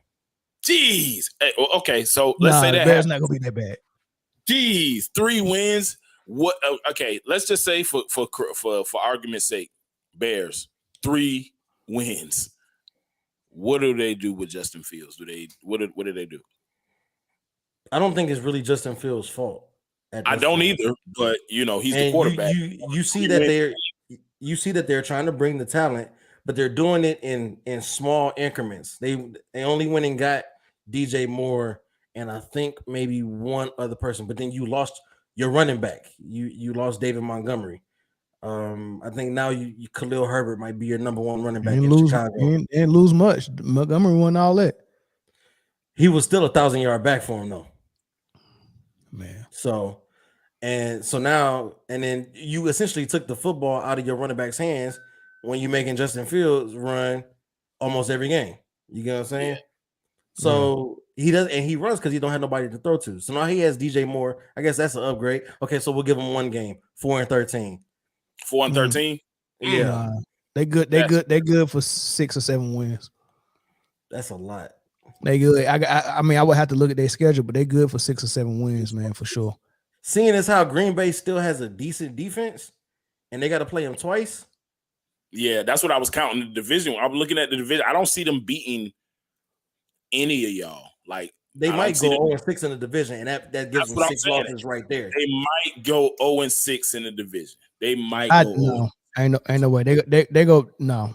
They'll beat Green Bay at least once. I don't know. Green Bay defense is defense, and what I'm hearing about Jordan Love and what I've saw to this point, he's going to be better than a lot of people think, and the fall off won't be as dramatic as people think. I don't. The Bears they scare me because I'm a Justin Fields guy. You know what I'm saying? So tell me, Justin Fields had a full year of starting last year. So in his second season, do you think his second season will be better than Jordan Love's first season as a starter? Do I think it'll be better? I think that Justin Fields' individual stats will be better. I'm not sure whether the team record will be better. And at the end of the day, that's what matters. If you're not getting the wins, then eventually they're gonna say you the problem. They're going to blame you, especially if you the quarterback and you black. They'll pretty much kind of look. said exactly what I was thinking. Trying to deal with Justin Fields as a runner who can also pass is going to give some teams some fits. And now that they got a target for him to throw to like DJ Moore, I think and he can take short passes the distance as well. He did it on the first play in the preseason, right? So it's going to be something good to watch, and everybody can't stop that. You know, so Justin Fields is going to have some monster days, and he's going to pull out some wins. And I think he's a winner. So, I mean, the teams that are supposed to beat them, I think probably will beat him. It's possible he can pull some of them out. But, I mean, he's starting out with the Packers. That's game 1. If anybody can steal a game from the Packers, early Jordan Love's first game, this might be the one the Bears get. Then they got the Bucs and Baker Mayfield. That's winnable, right? Man. Of course, I'm not picking them over the Chiefs. I mean, if the Bucs still got that defense, regardless of what Baker Mayfield they got does. They got Baker Mayfield. That game's winnable. I don't know. Baker Mayfield hung 50 without knowing the playbook on the Broncos. So winnable. With no Cooper Kupp. No. Johnny Manziel 2.0. So they could start out 2-0. Of course, they lose to Kansas City.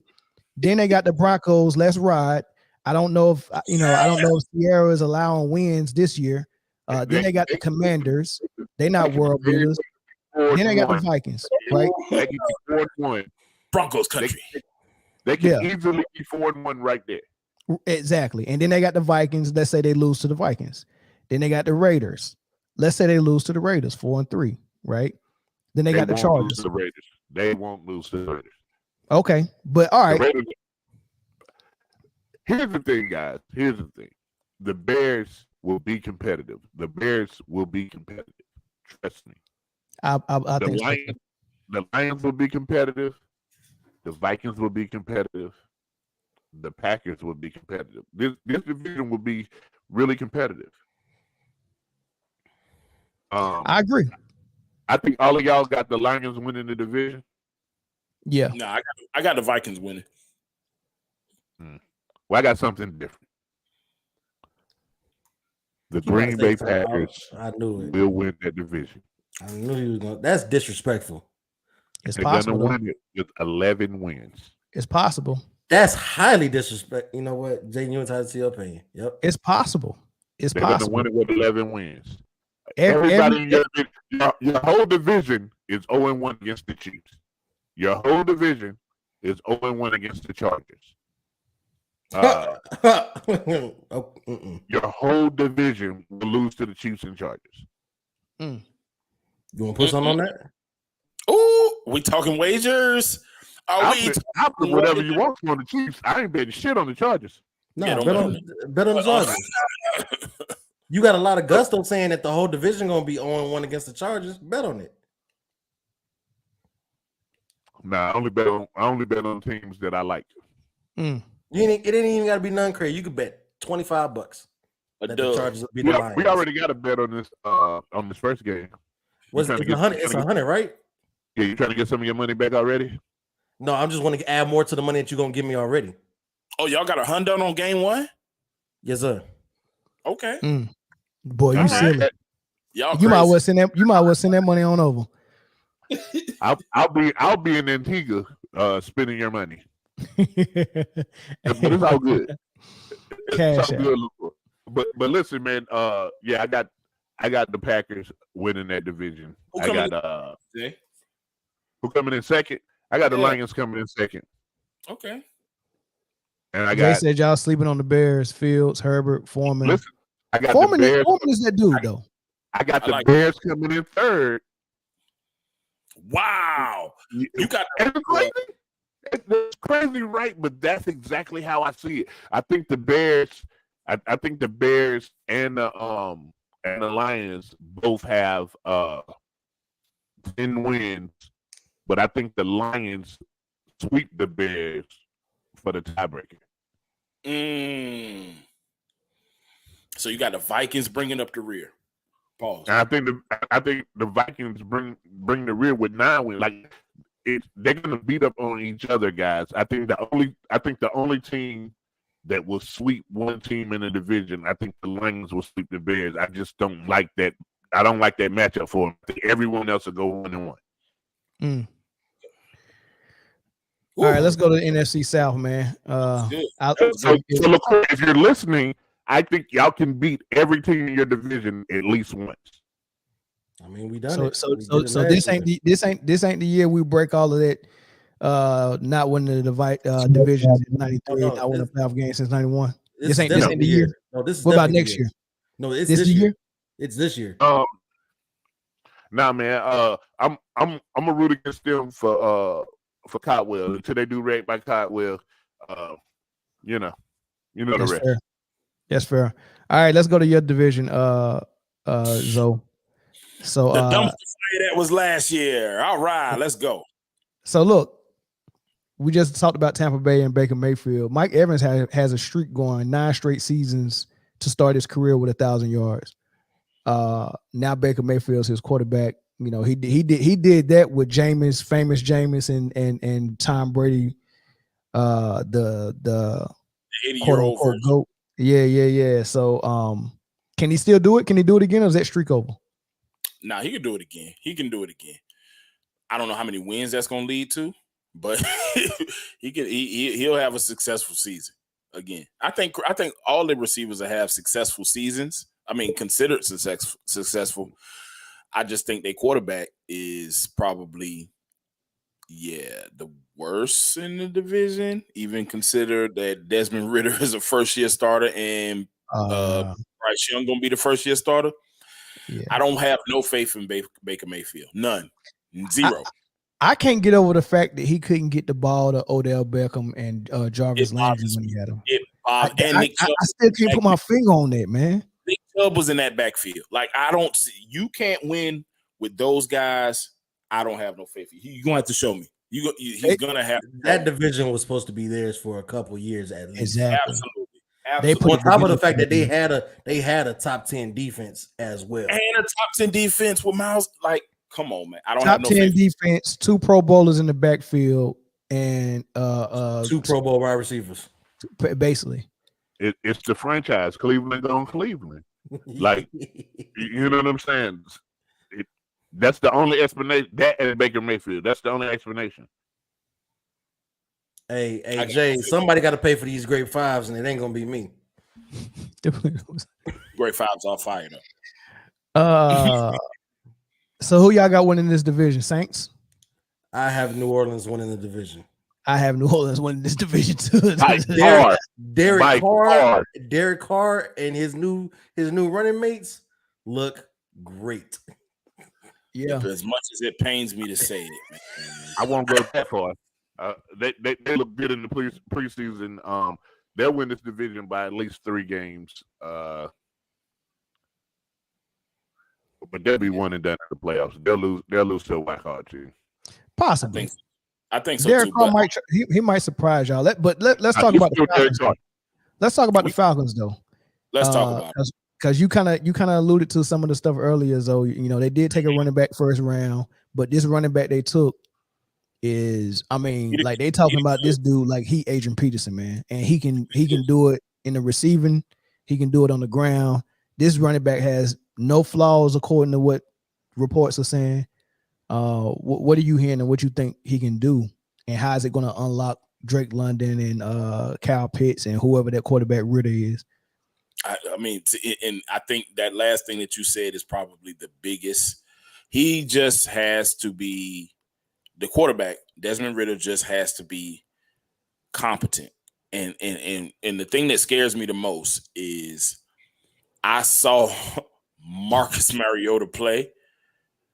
And because I saw Marcus Mariota play and you didn't beat him in that quarterback competition, granted, you were a rookie. You're a rookie, so I give you the benefit of the doubt. But you didn't beat that in a quarterback competition because there was no starter named prior to the season. Desmond was a rookie, and we had just signed Marcus from being Derek Carr's backup in with the Raiders. As far as Bijan goes, he is who he is. I think that they're trying to surround Desmond Ritter with as much offensive talent as possible. We got Pitts, who, if he can stay healthy, who knows what he can do. Drake London, I think this is the year we see whether or not he a true number one receiver. Because let's be honest, they young. We don't know what they we don't know what they are. They're young, all of them. They need somebody that's a vet, especially at the quarterback position. Because if you got a young receiver, young tight end, young running back, at least let that quarterback be the one that can teach them. You get what I'm saying? You see what Aaron Rodgers doing with Garrett Wilson, and I said, Aaron Rodgers played in the preseason game. I was talking to Jay earlier, and they come up to the line for I want to say their first play, and without even looking, Aaron Rodgers already had that Devontae Adams like chemistry with Garrett Wilson. The corner was off, gave too much cushion to Wilson. I know that wasn't the original play, right? Mm-hmm. And as soon as he hiked, it was no drop back, and he just slung it over there to him in wide right or wide left, and it was pretty much almost a screen. It wasn't even a screenplay because nobody else knew that he was gonna do it other than Wilson. Exactly. And he got about 6 yards off of it, man. And I seen him and Devontae Adams do that so many times, and then he hit him with a back shoulder fade later in the drive for a touchdown. That's the type of quarterback you need when you got Drake London and who's a second-year player, and Pitts, who's a third-year player, and a rookie running back. Like, you can't have a second-year quarterback too. Exactly, and that's the part that scares me because you got all these weapons. The only veteran that we have besides offensive line-wise is Cordero Patterson, who's been everywhere. And I think that he can be a leader in the locker room or whatever the case may be. But at the end of the day, when you got two running backs in Algier who did have 1,000 yards last year, which makes the Bijan pick look crazy even more. You got two running backs who've been in the league for a total of 2 years. Like Algier was a rookie last year. now Robinson, and I get wanting to grow your core together. What I will say is they're trying to surround Desmond Ritter with talent. I don't know what he is yet. And so I can't pick us as much as y'all know how I feel about the Saints. Well, I hope y'all know how I feel about the Saints. I hate those dudes, but I can't pick them over a proven quarterback, regardless of what Derek Carr may not be. I know what he is. You know what I mean? Yeah. I know what he is. We've seen it. We know what Derek Carr is. He's a dude that's going to give you some wins, but at the end of the day, I don't know what Desmond Ritter is, so I can't pick us to win it. Hopefully, this is a growing year. I do feel like our defense will be better. We picked up one of the guys from your team, Chris Okuda, and he's opposite AJ Terrell, who's a budding star. We picked up Jesse Bates. That was our big free agent acquisition. Picked up Calais Campbell, who somehow still can play. That dude, which is crazy because that man is like 80 years old. You know what I'm saying? So I think that we'll be good on defense. The offense remain to be seen because if your quarterback is not able to be competent enough to get the ball in the hands of the weapons that we have, it really don't make a difference because the next game is scoring points. I'm gonna tell you who is competent enough, and I don't know how football teams feel about trading within their division. Taboo. But the Falcons probably need Crab Legs Winston out there with that young core. I think he'll fit with that. Somebody that he can lead. Jeez. I was thinking that's better than the Ritter. I was thinking go find Cam Newton. No, I think it's a little. Well, what they really should have done is had somebody before training camp. They should have went out to Winston before training camp, or they should have went out the car before New Orleans got him. That's what they should have done. Yeah. But they didn't. And now you're going into training camp with your rookie. Like, listen, man, this dude he's a young dude, and I just feel like there's nobody to show. Like, you got to understand, our 1 and 2 as far as depth goes is Desmond Ridder at the QB1. Taylor Heineke is his backup, and no disrespect to Taylor Heineke, because he showed that he can win some games with the Commanders, but he's not giving him the game. He probably won his spot. You know what I'm saying? Yeah. He probably thinking in my head, like, I probably can lead this team better than you can, young boy. You know what I'm saying? So at the end of the day, I just don't know how this is going to – the offense, I got nothing but questions about other than the skill position spots. And when you got a question at quarterback, then you don't got the confidence to pick your team to win the division. I ain't stupid now. Yeah. I just looked at their schedule.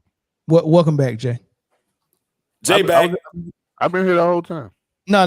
It's clear now. Oh. Man, somebody was on that. Okay, yeah. Gotcha. Everything in here Wi-Fi from the refrigerator to air. Yeah, crazy. Your lights and everything. Yeah, that's Yeah, it's crazy. I have 9 winnable games that Atlanta has this year. Looking at their schedule. Really? That sounds accurate though. 9 winnable. Look at our record. We won 7 last year. What's the role for Cordell Patterson now? Is he going back to receiver? I think that he's going to play a little bit of both. I think he's going to coach. I think he's going to be mostly receiver and kick return. But Cordell Patterson been in the league for a long time. Yeah. I mean, he'll be a gadget guy.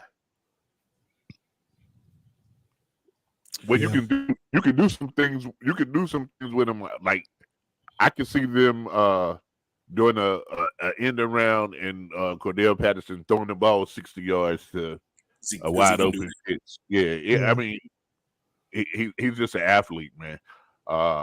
So continuous runs up the gut or reach around from the slot. Yeah. Reach around. Bless her heart. Yeah, I'm not even gonna say pause. I'm gonna let you live. You want that man up the gut or reaching around?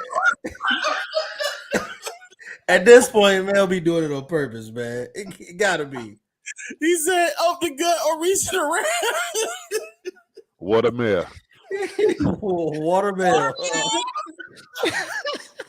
Watermill strikes again. But y'all crazy. They start out with the Panthers. They can win that game. Yeah. I don't have them winning against the Packers or Lions or Jaguars. But then they got the Texans. They can win that game. Mm-hmm. Yeah, for sure. They got the Commanders. That's a winnable game. So what's that, 3-3 right there? Yeah. Then you got the Buccaneers. That's a winnable game. Yeah.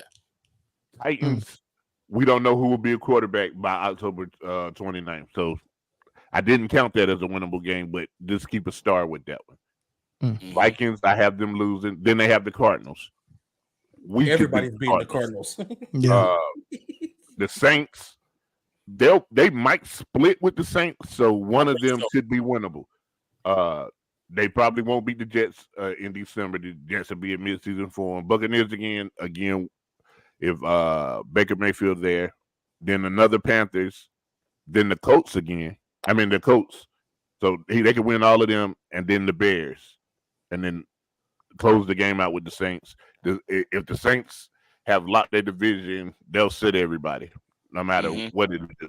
So that's 9 or 10. That's 10 because I didn't count the Saints either time. So that's a 10 win max for the Falcons. 7 and 2 possibles. Yeah. 7 and 2 pops. And I'm satisfied with it. Is Derrick Henry still alive? By December, October 29th. What was that?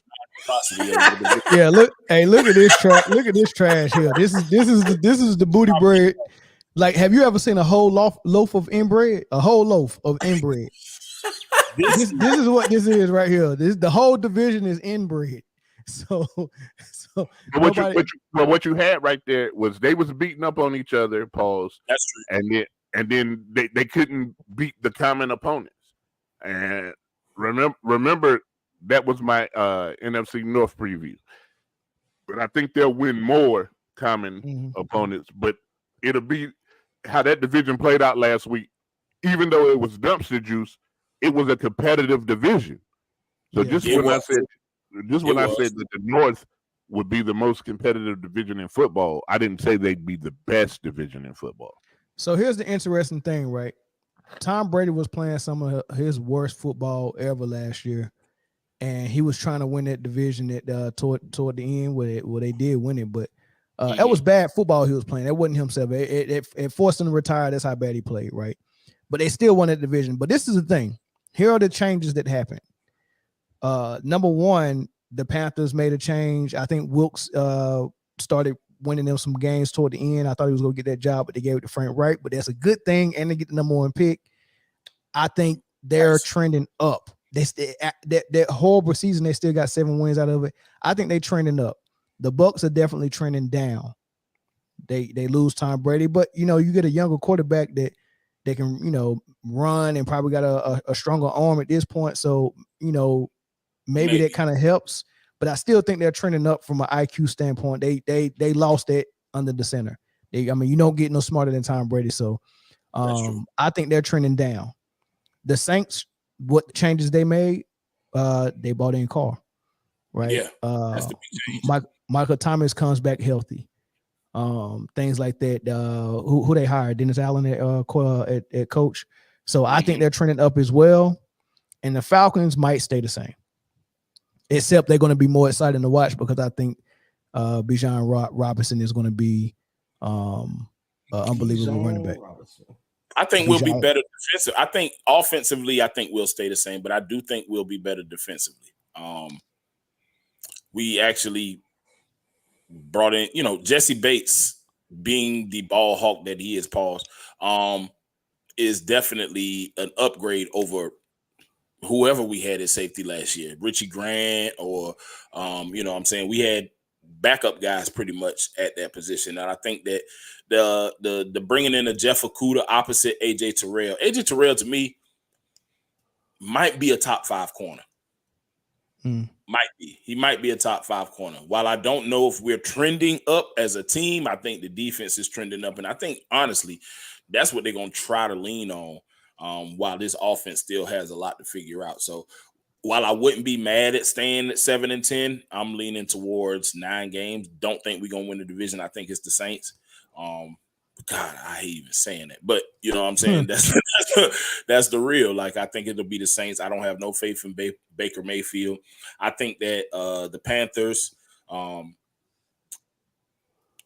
it's Bryce Young's rookie season. He'll learn, but he's a fast learner. So we'll see about mid-season, what they look like. But I still pick the Saints to win it.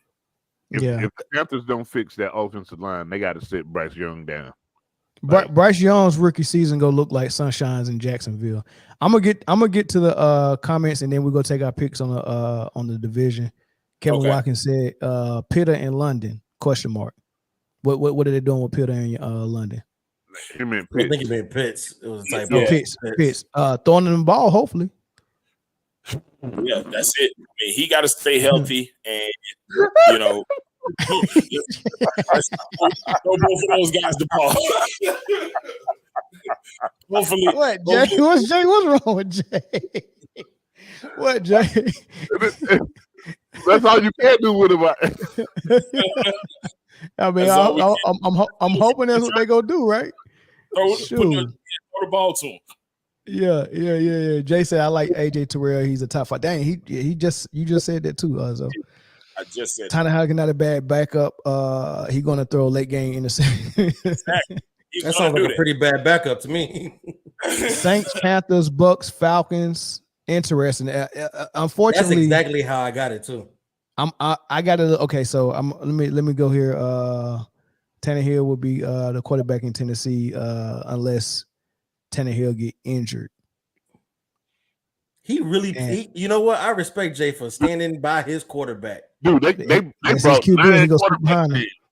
Like you don't just keep kicking tires at quarterback for no reason. They brought they still kicking his tires to see what he got. No, they everybody else they had Malik Willis and then they drafted Will Levis. Yeah. Hold on.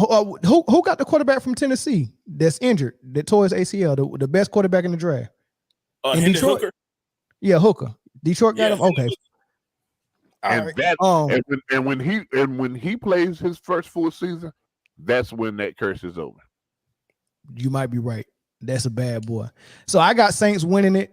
But it's the team that's going to be two behind them is the team with the most grown-ups in the division, and that's going to be the Bucks. I mean, now you just got to give it to the grown-ups in the room, man. Them boys too young, man. Carolina and Atlanta got too many underage people. Yeah. So Bucks will bring up the rear. No, it's Baker Mayfield. He's Baker grown Mayfield. Though. At least he's grown. I don't care. I don't care how old he is. He's grown now, but when they make that switch week 6 to Cal Trask, he'll be a kid too. So yeah, we got a grown up right now. Oh man, Kyle Trask. So, hey man, I'm a Gator fan. I'm not sold on him or Anthony Richardson. Yeah. Period. Thank you, Jay, for saying that. Well, Anthony Richardson ain't got nobody to throw to, so and he about to lose his running back. We'll get to that on the fantasy running backs.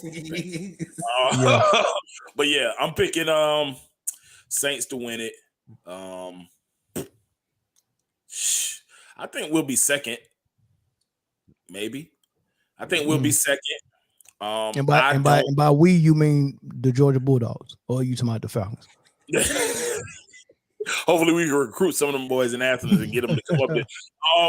I think we'll be second because I think that, like Jay said, look, that division was trash last year. I think the Saints it was so garbage, bro. And I think that it'll be garbage again. With the exception of the Saints being the team that ends up being on the top of that garbage pile. Pause. Somehow. Hey, I misspoke too.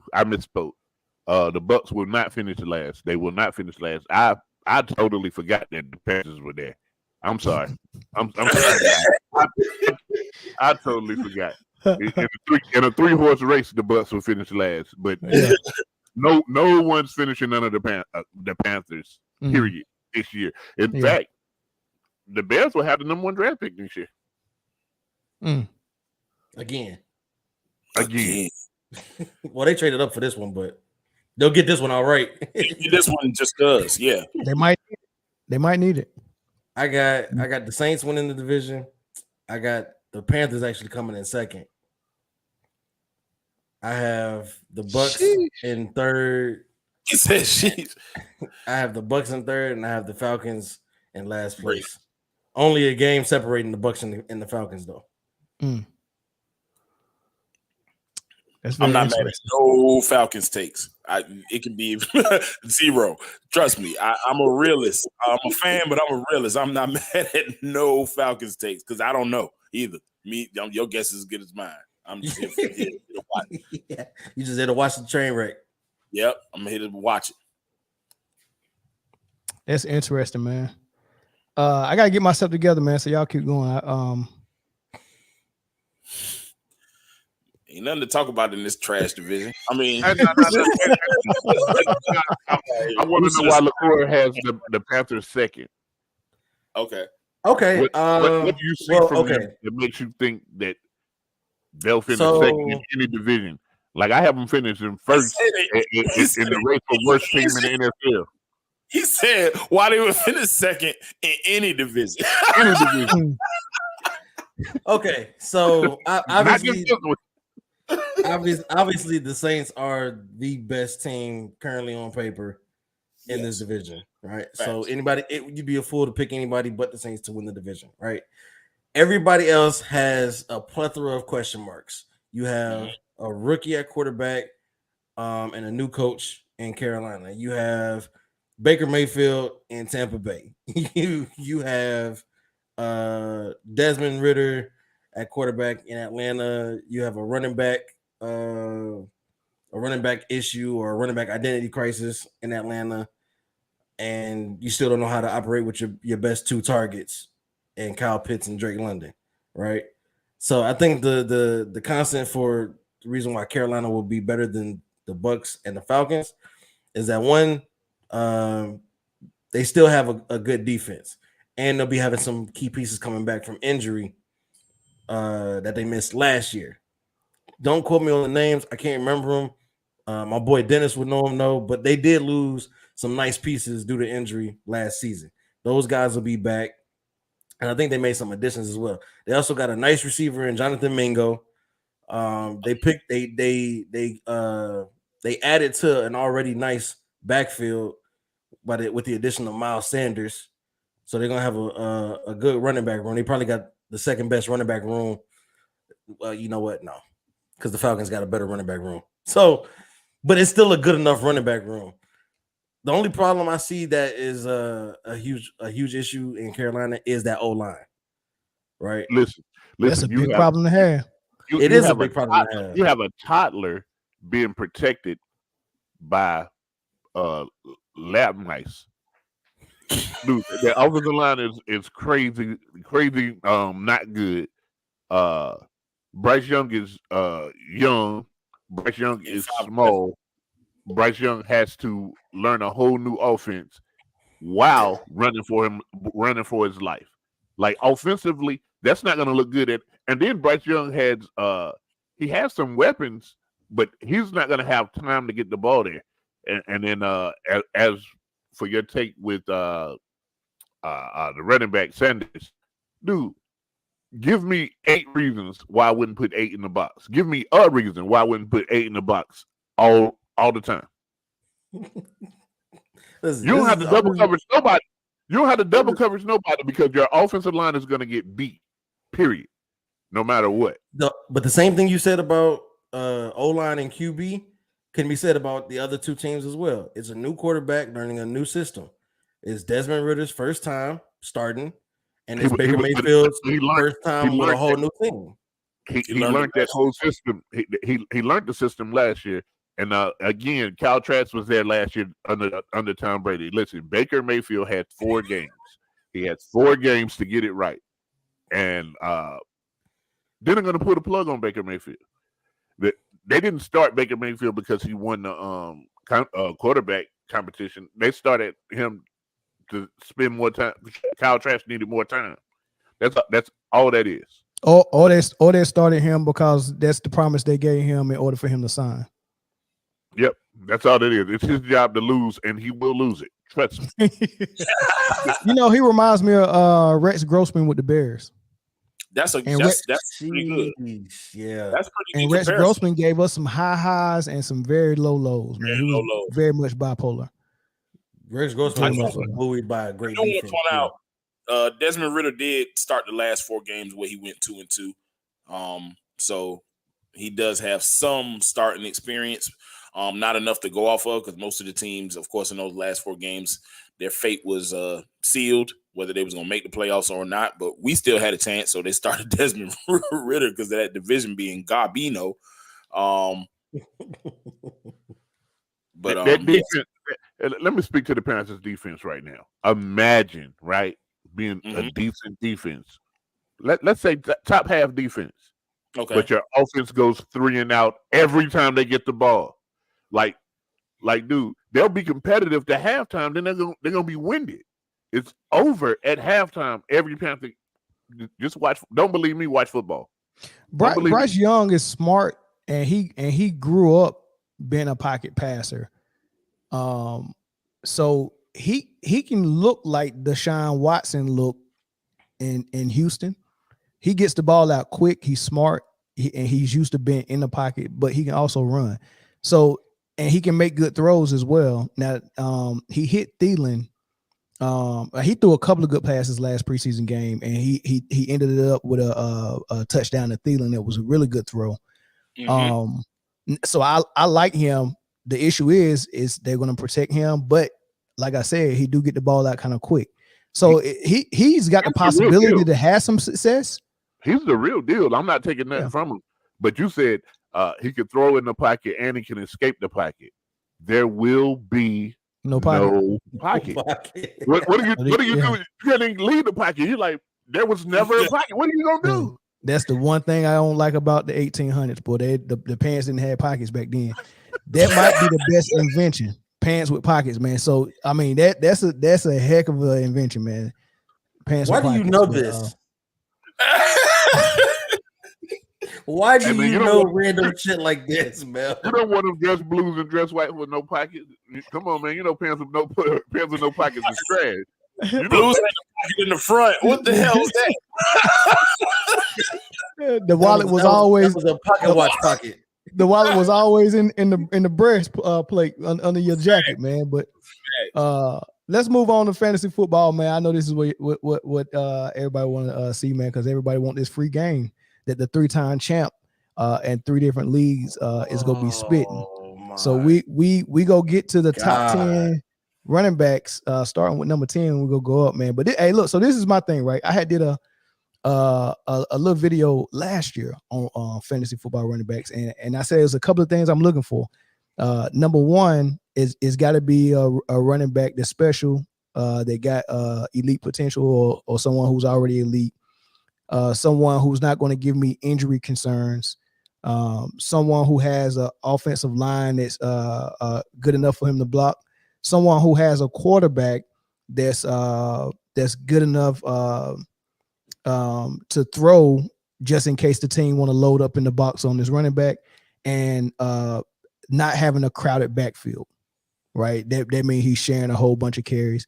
And for fantasy, I've been able to pick some decent running backs with that little formula. So that's kind of like my formula, man. So so we'll kind of start off with that. Who's this? Only 3 GOATs win 3 and that's facts. You know, don't Lamar, don't come in here. No, that's facts. MJ, Kobe, myself, we all 3-peated. You know what I mean? So I mean, it's not a game. It's not a game over here. So your arrogance is stop bringing the comment up, Mel. I didn't bring it up, man. Hey, but look, this is ESPN's experts. They got ETN at number 10. He had he was 17th last year once the fantasy was over. You know, he had 220 carries, finished with 11-25 on the ground, 5 touches.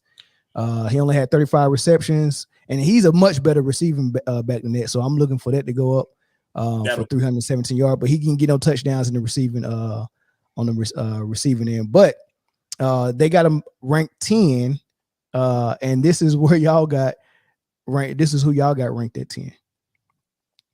So Tony Pollard for Jay, Jahmyr Gibbs for Chris, Austin Eckler for Zoe, and Eckler was number 1 last year. So I'm interested on how you got Eckler so low. I mean, I can respect the drop off too. The drop off. We're talking about running backs here. Number 1, we're talking about running backs, and we talking about an unhappy running back who they are not looking to sign long term. Because they're not looking to sign long term, who's the guy they got in there as his backup? That guy's going to eat this year. Whoever he is. That guy's they're going to try to show this man that we don't need you and we don't have to give you the money that you're asking for, and he'll be or he'll do what everybody else did and just say, no, I'm not going to sign this exclusive rights tender and then just sign a 1-year deal for the same amount of money. Man, we got like 3 running backs in that same situation too. I'm telling you, it's going to happen. And he's been probably one of the most vocal, him and JT. But I think that the fall off will begin this year. And Austin Ekeler is a prototypical fantasy back. He's a guy that can run, he can score the ball from the ground, he can catch out the backfield. But these teams got a point to prove, and they're not playing with these running backs. They're not giving them what they're asking for, and he's just going to be another casualty because of that. That's why I have him number 10. Talent-wise, he's top 5, but I think he'll be at 10 this year. Not to top mention 10 finishes where because his opportunity is going to drop off exactly. for politics. In your opinion, you think politics? Not to mention Kellen Moore is not a running offensive coordinator either. Oh yeah, they do got Kellen Moore. Yeah, they might. Yeah, yeah. I mean, but Ekeler, he get a lot of stuff in with receptions too, though. Yeah, the pass game. Yeah, a lot of stuff. I mean, he didn't even go over 1,000 yards last year rushing. And he finds the end zone. He finds the end zone. Yeah, he finds the end zone. He had a game last year, I think, with 3 touchdowns in one game. I think. 3. Probably. I think yeah. so. Yeah. Dang, I would love to see that drop off, man, because people are going to be.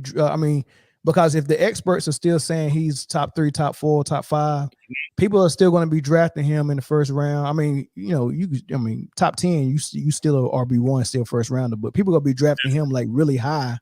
Yeah, and if he drops off, 5 pick first round, yeah. They're gonna he's still that guy. Because he's a consistent fantasy contributor. He's been a solid guy for the past couple of years. I just honestly feel when I was looking at it, and we'll get to JT, but that's another reason I don't even know where he's going to be at next year. So at the end of the day, I think while Ekeler talent is still top 5, I just think that with the Chargers, we know who's leading that ship right now, and it's the quarterback. He's the guy. He's the guy.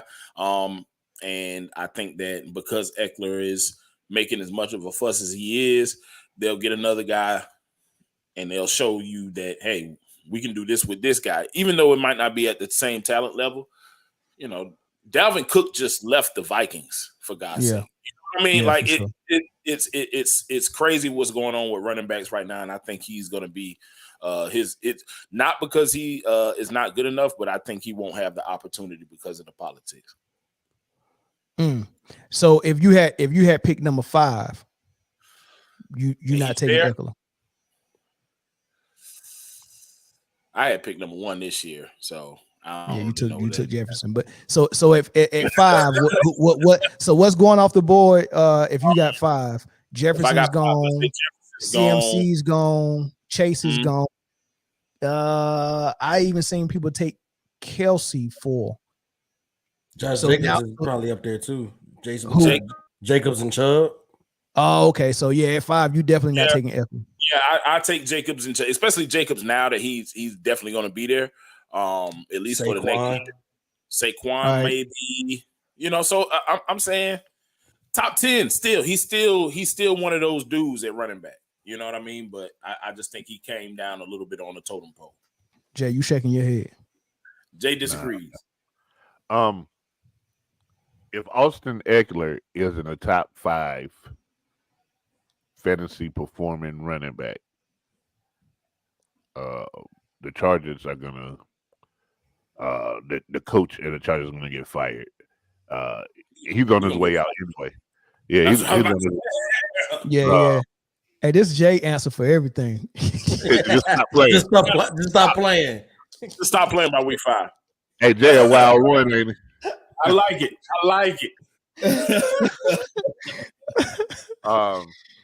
But no, I was shaking my head on the Jacobs take, but we'll get into that later. Okay. All right, Chris, you want to speak on your number 10? Sure. Because nobody else got the Ricky Gibbs in their top 10. Yeah, and I think it might just because of the fact that he is a rookie, but you got to understand that elite speed, elite elusiveness, still hit the gaps, and he's going to be a dual threat running back. What? He's still hitting them It's not go, man. You said that man gonna hit the gap. Just go, man. Just go.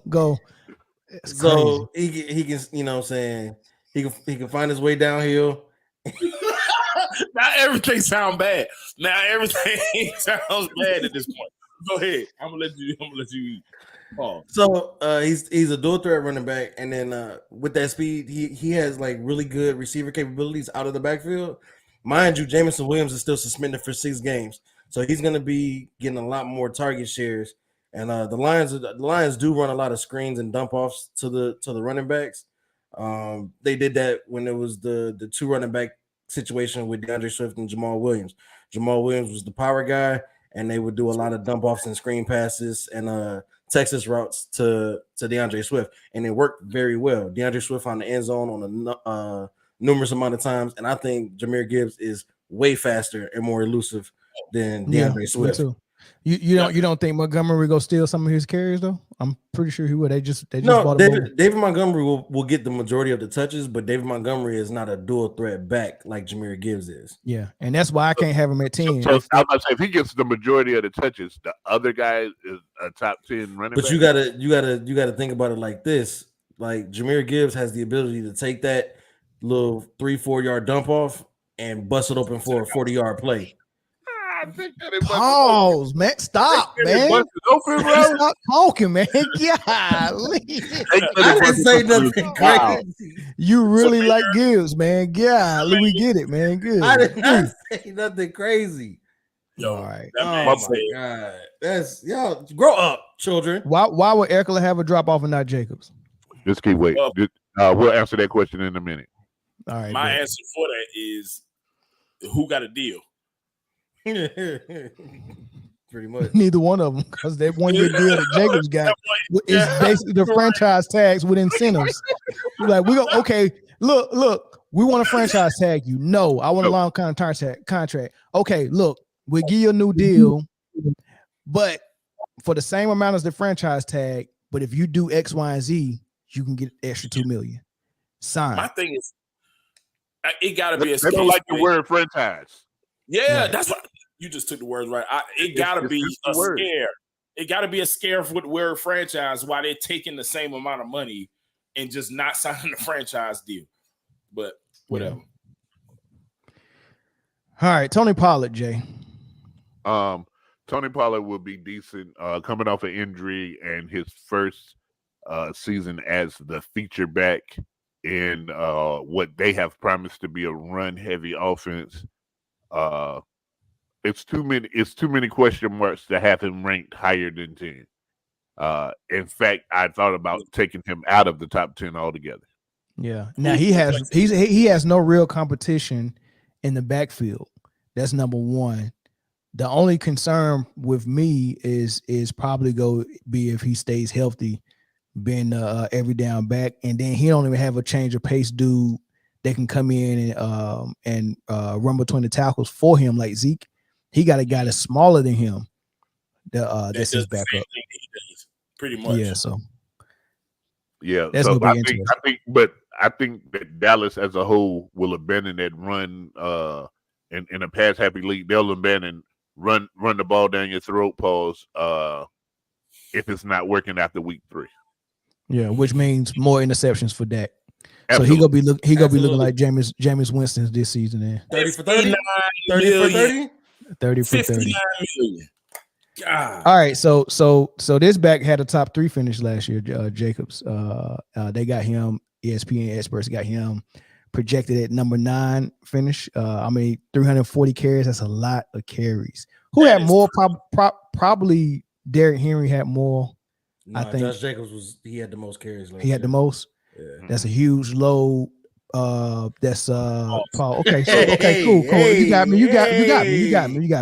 That's a huge workload. Then he missed all the training camp. And he's coming back and trying to be ready for week 1. That's gonna be tough. But 1,600 yards, 12 touchdowns. These running backs. I mean, he caught 53 balls, but he didn't get in the end zone with it. Y'all so crazy, man. Yo, everything sounds hard. Yeah. But here's a surprise, man. Zoe, the rookie, Bijan Robinson, Chris, Sang, Jay, Travis Etienne, second-year player. Third year. He didn't play his rookie year though, but talk about it. Travis is here because they're gonna want to get the ball. They're gonna want the quarterback to throw the ball less. Only because right now he's the gift and the curse. He'll make some really amazing throws and he'll give the ball to the other team as well. So 3 times in the first half in the playoff game. 4. So it's one of those things where Etienne is solid and he can catch the ball too. Pause. And there's no good way of saying it, but he can. He's a good receiving threat. So much so that they traded away their backup. The guy who's splitting carries with, they got rid of him last year. So I look for Etienne to be a feature back. I look for him to have a really good finish. I look for him to have an outstanding year. I know. I just speak freely. I'm not gonna get you. Just go ahead and speak freely, man, because I ain't gonna mess with you. Nah, I look for him to have an outstanding year. That's it. Chris, you wanna Yeah. I got Bijan in here because he's gonna be the number 1 back in Atlanta. I feel like his skill set is more than Algiers. I think he's a little bit more versatile. I think they'll still have a split carry situation, but I think it'll be that like a 55-45 in favor of Bijan, or maybe even a 60-40 issue. I think Bijan will just end up proving that he's just going to be the more reliable asset coming out of the backfield and helping Desmond Ridder develop as a quarterback this year. He's there's a reason he was the first running back taken, right? It's a reason for that. Like the guy is the guy. He was amazing in Texas, and it's the reason why the people have been talking about him. He's just going to transfer over. He's going to do it in Atlanta. You know, most of the fantasy experts got him finishing higher than this, like top 5 finish. Really? Well, it's not out the realm because I mean he's effectively now the number 1 option. Mm-hmm. So you see top 5, Zoe. I mean, because whenever y'all did y'all list, it's been 2 or 3 days since then, man. I mean, you know, anything changed? Possibly the ETN thing. I'm mad I didn't have him. He would probably be right there close to where they are on this list. I missed him, but when it comes to Bijan, everything Chris said. Plus, when you draft a running back number 8, you're doing your best not to look stupid after you had a 1,000-yard rusher last year. You're doing your best, so you are going to try to feature him as much as possible. You're going to try to put him at the slot. Put him in let him play his natural running back position. Regardless of what, you're going to try to put the football in his hands and let him make plays. And he's good at doing it. So at the end of the day, the only reason he's not higher on my list is because you do have a Tyler Algier who did have 1,000 yards last year. So like Chris said, maybe a 60-40 split. So the opportunity may not be there as much. But yeah, he's gonna show his worth. And I think as the season goes along, he's gonna get more and more opportunity. All right, let's speed it up until we get to the top 5 because I really want to. Okay. This is a real interesting right here. He had a down season last year. He missed some ball games and stuff like that, and of course, the Colts, they had a rough season period, man. So he was way outside of the top 10, but they got him finishing inside of the top 10 at number 8 this season. And for number 8, this is what y'all had. Every last one of y'all had Johnny Snell at number 8. I guess y'all, great minds think alike and all that good stuff, man. And anything else left? I mean, let's talk about Jonathan Taylor, right? The trade request happens, right? So we got 2 possibilities. And I want you to speak directly to people who haven't done their draft yet, who might be thinking about taking Jonathan Taylor at some point. You got one possibility of the Colts not being able to trade him.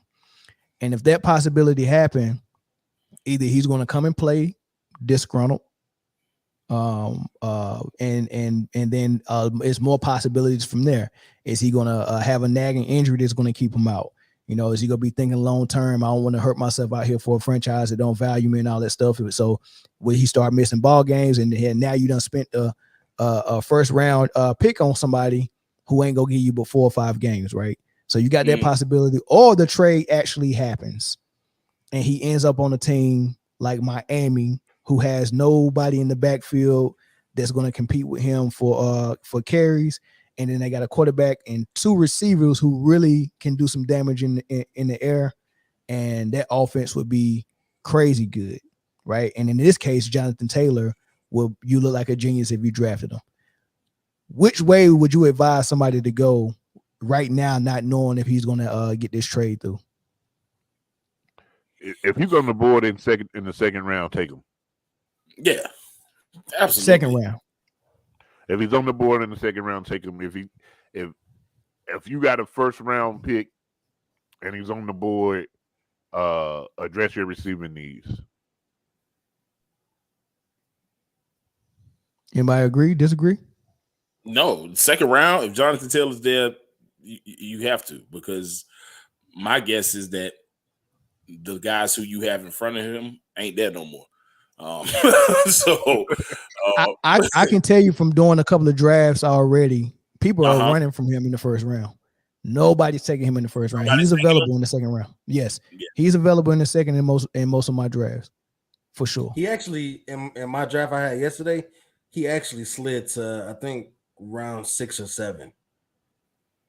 Whoo, that's a steal. If he's sitting there at 6, yeah. And so and although Jay, I do like what you said. Like if you can get him at 2, get him at 2. But I mean, it's a tough one because we don't know where he's gonna play this year. You know what I'm saying? So it's like wherever he suits up, he's still Jonathan Taylor. I understand, but there's except like Mel said, there's a difference where he could be playing unhappy in Indianapolis, which means he might not be putting his all out there, or he might be playing happy somewhere in Miami, and now he's trying to be the JT of old. You got to know this. Irsay is not the type of guy that's going to pay a guy who he knows that doesn't want to play for him. What he's doing now is, hey, you go get a trade right now. You got till Tuesday, but he's asking for too much in return. So when he sends him to Arizona, when he sends him somewhere, he sends him somewhere. He's like, look, I tried. I gave him the keys to the city to let him get what he could get, and he couldn't get anything. But he will not suit up for the Colts week 1. He won't suit up. He'll be gone. He'll be gone. He'll be traded on Wednesday. If they don't get a deal done on Tuesday, it right now he's trying to hold the whole league hostage and get what he can get from them. And then when he sees that that's not going to work, then he's going to get what he can get for him. Yeah. But he doesn't want him there as much as that whole thing, like he left for personal reasons or whatever. I think he showed up to training camp and was a nuisance, and they was like, man, get him up out of here. Yeah. He showed up like Ben Simmons. All right. So this is where it's starting to get a little tight at, man. ESPN got him dropping just a little bit from his 2022 finish. So number 7 for Nick Chubb, and this is 300 carries, 1,500 yards, 12 touchdowns, 1 receiving touchdown. He only caught 27 balls though. So and Jay Najee Harris, that's interesting. Chris, Tony Pollard, Derrick Henry for Zoe. A lot of difference in that, man. We all over the place on that. Yeah. No more collectivity, huh? Let's start with Zoe and Derrick Henry. This is because this is what did Derrick Henry finish last year? Derrick Henry finished number 4 last year. Yeah. Number 4. So, I mean, 3 spots away from that, I think, is, of course, when you have the usage rate that Derrick Henry has, Like this dude gets, I don't know how many carries. I know Josh Jacobs had more last year, but I think the previous year Derrick Henry had more. He'll still be the primary back. He'll still be the dude. And no, he doesn't catch much out of the backfield. Just from the eye test, I don't know the stats, but he's going to get the ball a lot. And Tannehill right now is still a quarterback. He's going to get the ball a lot and run a lot because, I mean, you know, even if Malik Willis or Will Levis, who I don't think is that good anyway, but, you know, gets a chance, I still think they're going to depend on this dude. He is the bell cow. And while his numbers may go down a little bit, I think that he'll still be, you know, close to that 6-7 range when it comes to it. Yeah, it was 349 carries, 1,538 yards, 13 touchdowns. He got targeted 41 times. He caught 33 of them for 398 yards last season. No touchdowns though, right? Nah, not receiving, no. Okay, all right. 13 on the ground. All right. Yeah. Nobody else want to address that guy? Najee Harris, he's going to have a really big year while the Steelers quietly make the playoffs. Period. You know what? That's gonna be a surprise too, man. Because so this is the thing about Pittsburgh. First of all, Mike Tomlin is a all-world Hall of coach, Fame right? coach. Hall of Fame Hall coach. of Famer. Hall of Famer. You ain't gonna be you being that good. You're not gonna be sucking that long, right? All he had to do was fix his culture. He had Antonio Brown, and that locker room had got bad. Le'Veon Bell, they, you know, just left some remnants there, and he had to rebuild his joint and get guys back in there that was bought into what he was trying to do. He got younger guys in there, and I think he's getting things back up there. They got a situation going on with Watt though. I don't know how that's going to end because he's quietly holding out. So really? Yeah. Nobody even talking about it. They're talking about all the running backs is doing it, but nobody's talking about the fact that TJ Watts is doing the same thing. So their defense, they got one thing, but their defense still look good. And their quarterback Pickett I was talking to Jay earlier. I said, man, he kind of reminds me of how when Joe Flacco came to Baltimore his rookie season. And of course, this is Pickett's second year, but that dude got arm talent. He's a smart quarterback, man. I always liked him, but you know, he didn't start looking real good until late last season. And then George Pickens is a real number one receiver, real number one receiver. And Najee Harris, man, is a former back. Now he do got a backup, Warren, that's supposed to look good as well. So they probably will split touches a little bit, but Najee's gonna be getting most of it. I wouldn't be surprised if he finished in the top 10, but I probably would. My top 10 would probably look different. I don't know if I would have Najee in there. I'm not taking Najee as my RB. I don't want him as my RB1 for sure. Flex maybe. Definitely flex. Or RB2. RB2. But if I'm taking a running back, my RB1 is gonna be somebody different than Najee Harris. I couldn't take him that early. I grab a receiver instead. Okay. I got Tony Pollard up here. I mean, it's pretty simple. He's the guy now. He's the feature guy. And like we've been saying also, Dallas is gonna try and get back to being a run-oriented offense.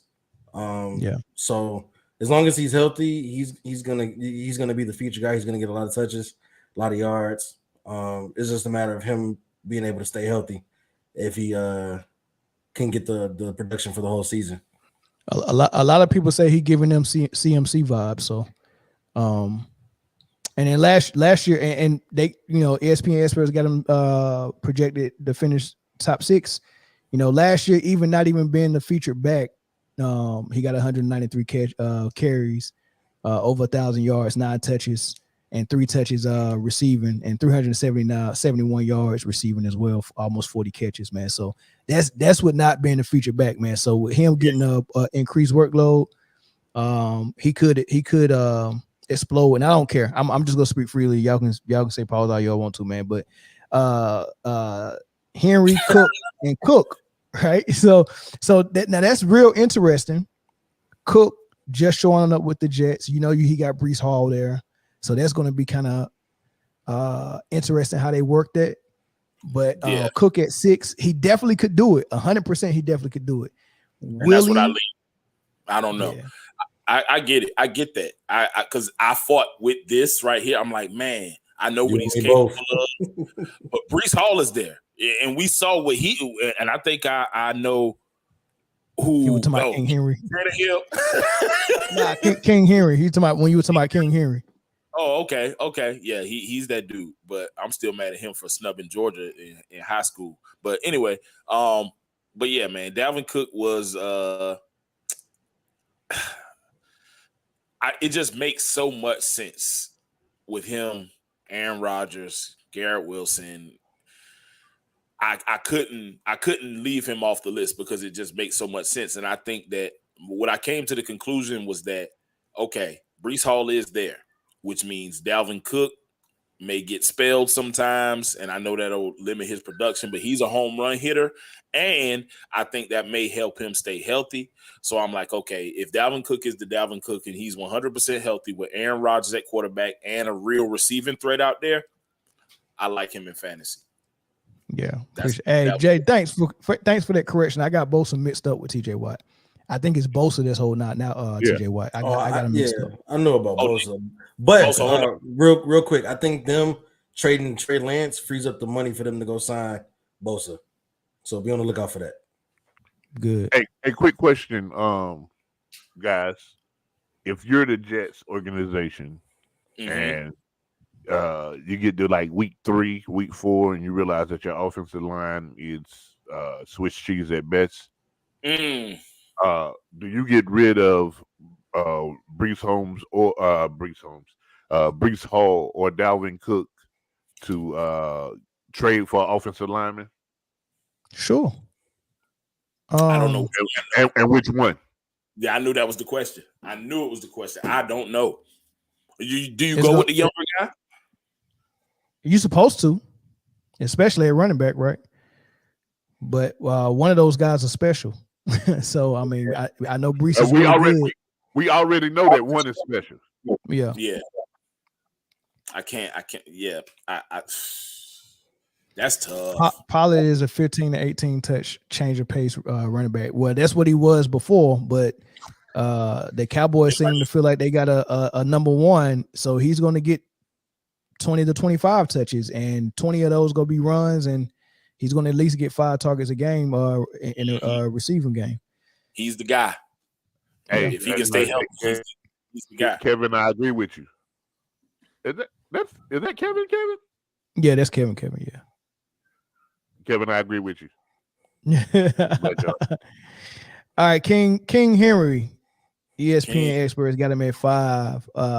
He finished top 4 last season. I already read his stats out earlier. So he surprisingly caught 33 footballs, man. So that's good for him. Yeah, he's not just the bruiser we always think. I mean, he is a bruiser, but he catches it a little bit too. They figure out a way to get him in open space. I mean, because you got to, because you get him in open space, it's tough to bring him down. So you got to give him a couple of screens, man. Here's what y'all got at 5.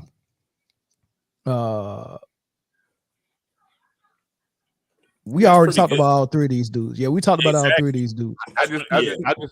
I think Robinson will be the in case of emergency break glass guy. Like when every time coming in, just step it off to him. I think it's gonna be a lot of broken glass. It's always gonna be, but in case of emergency, it's him. You know what I mean? Yeah, y'all think he gonna have any type of Adrian Peterson in him as a rookie? Because Adrian Peterson was unreal. He was different as I think Adrian Peterson is a high metric to use, but he has a chance of being somewhere in the area. What Pierce and Breece Hall probably would have been if they didn't get hurt last year. I think he'll finish like what their trajectory was. Oh, that's slightly above me. No, I mean, Breece Hall and Pierce were going crazy. They weren't going crazy. Adrian Peterson was going crazy. Okay, Adrian Peterson was going crazy. So what they did was not go crazy. They'll if be Adrian Peterson is your bar, then you right. yeah. Or Ricky, yeah. What I'm saying is it won't be that level, but it'll be slightly above where Pierce was and Brees Hall. It'll be in that vein. It'll be something nice, but nothing special. If that makes sense.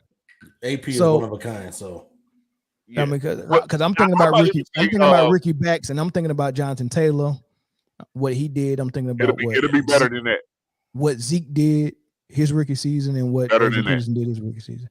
So you think Bijan Robinson will do more than what Zeke did his rookie season? Yeah, I think he'll have more. I can see that happening because he's gonna get the opportunity, man. They gonna, like Jay said, this probably gonna be in case of emergency, get the ball in his hands, and he's in space. He'll be worn out by November.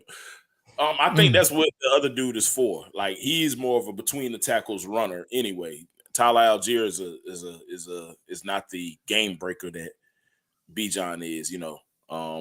He has some great plays, but I can see him getting plenty of opportunities early and often.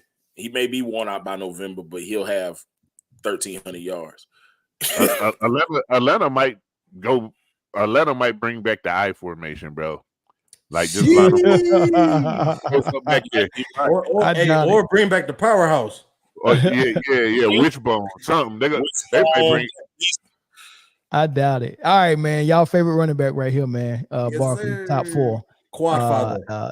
Which is not far from where he finished at last season, man. 295 carries, 1,312 yards, 10 touchdowns, 57 receptions, 338 yards receiving, no touchdowns. And at number 4, all three of y'all got Saquon. Back at it again. All three of y'all got Saquon, man. So only one of y'all need to explain it, man. Whichever one y'all want to go. Ain't nothing to explain, man. Go to 3. It's simple. Hey, listen, Daniel Jones is the quarterback. That's all you need to know. Yeah. So this is the crazy thing right here. They got this rookie. I'm telling you, the experts love Bijan Robinson, bro. I've seen a lot of rankings where this dude is top 5. I don't think I've seen him below top 5 on most of the rankings, man. You can go to the fantasy footballers, you can go to ESPN's expert, you can go to fantasy football leaders, you can go to PFF. All of them got Bijan Robinson top 5, bro, as a rookie.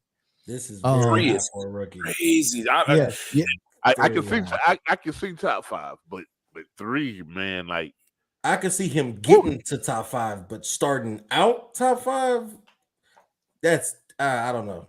They just impressed by how complete he is as a runner and how also complete he is as a receiving back. Receiver. He is all of those things. I mean, in a PP PPR league. Yeah, in a PPR league, I just lost it. In a PPR league, like if he catches 6 passes a game, that's 6 points right there. Like he don't have to do anything else. Yeah. And then if he scores 1 touchdown too, that's 12 points, and he has 0 rushing yards and 0 attempts. So when you add that in, like I get it. Way to break that down, Jay. I like that.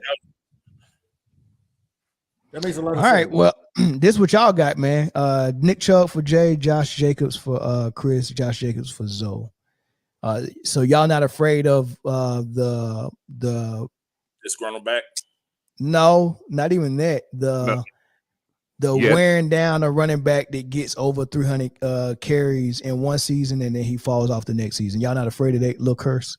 A little bit. I am, but I want you right now, quick as possible. Tell me who his backup is.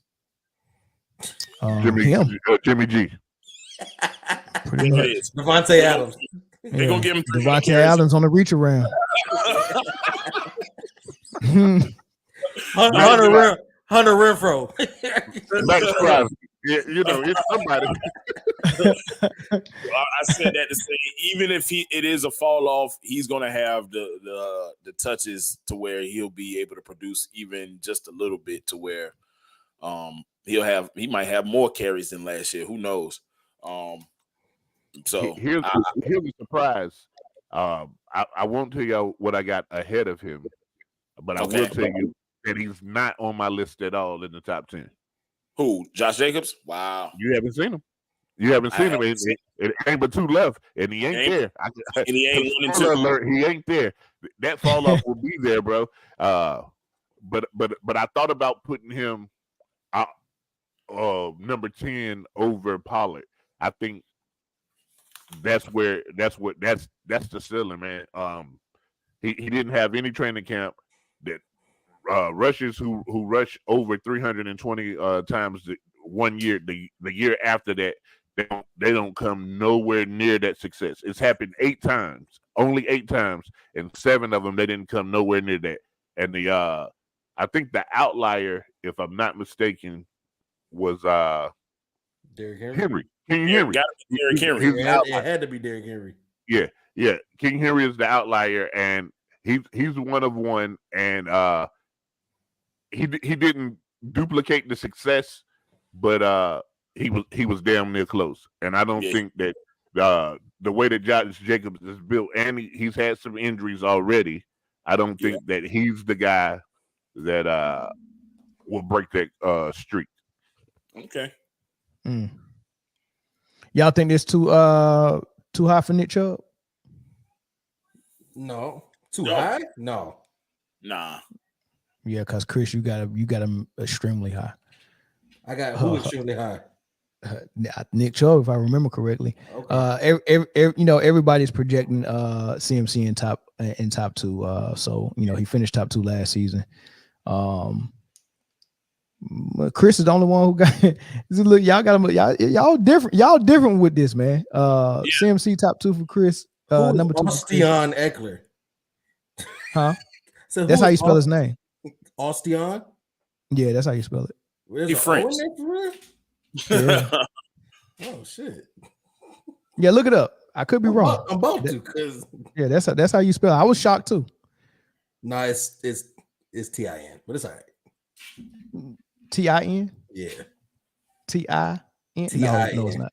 No, it's not. A man named Austin Eckler.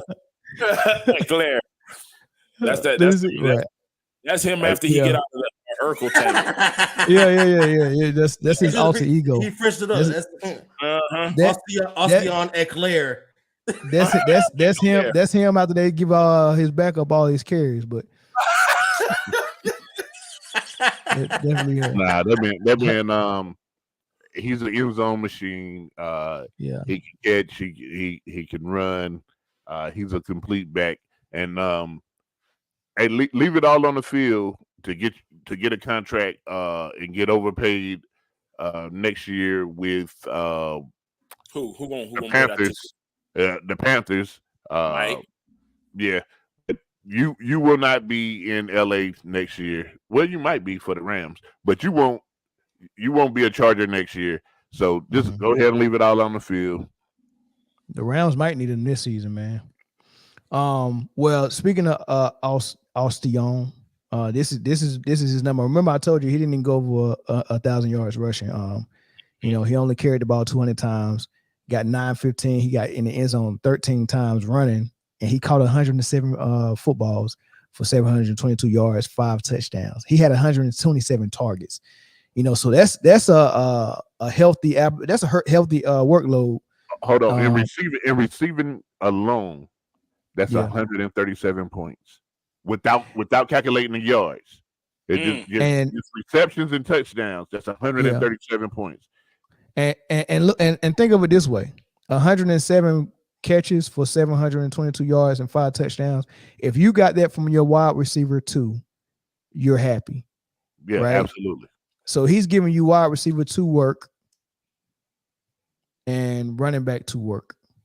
It's a lot of receivers that don't even make it over 100 catches. That's crazy. Exactly. You got 100 catches. That last year was that's crazy. 100 catches. Well, look at the. To be fair, the Chargers did not have a receiver that did miss a game last year. Oh, facts. That's true. Yeah. Okay. Facts. But look at the efficiency. 127 targets. Allen, Mike Williams. Catches. Keenan Allen, yeah. But I think Austin Eckler got knocked out a couple of games for concussion or head injury. Was that last? He didn't play 17. No, he played 17. So that's probably what stopped him from getting 1,000 on the ground. Facts, yeah, that's crazy. Play calling.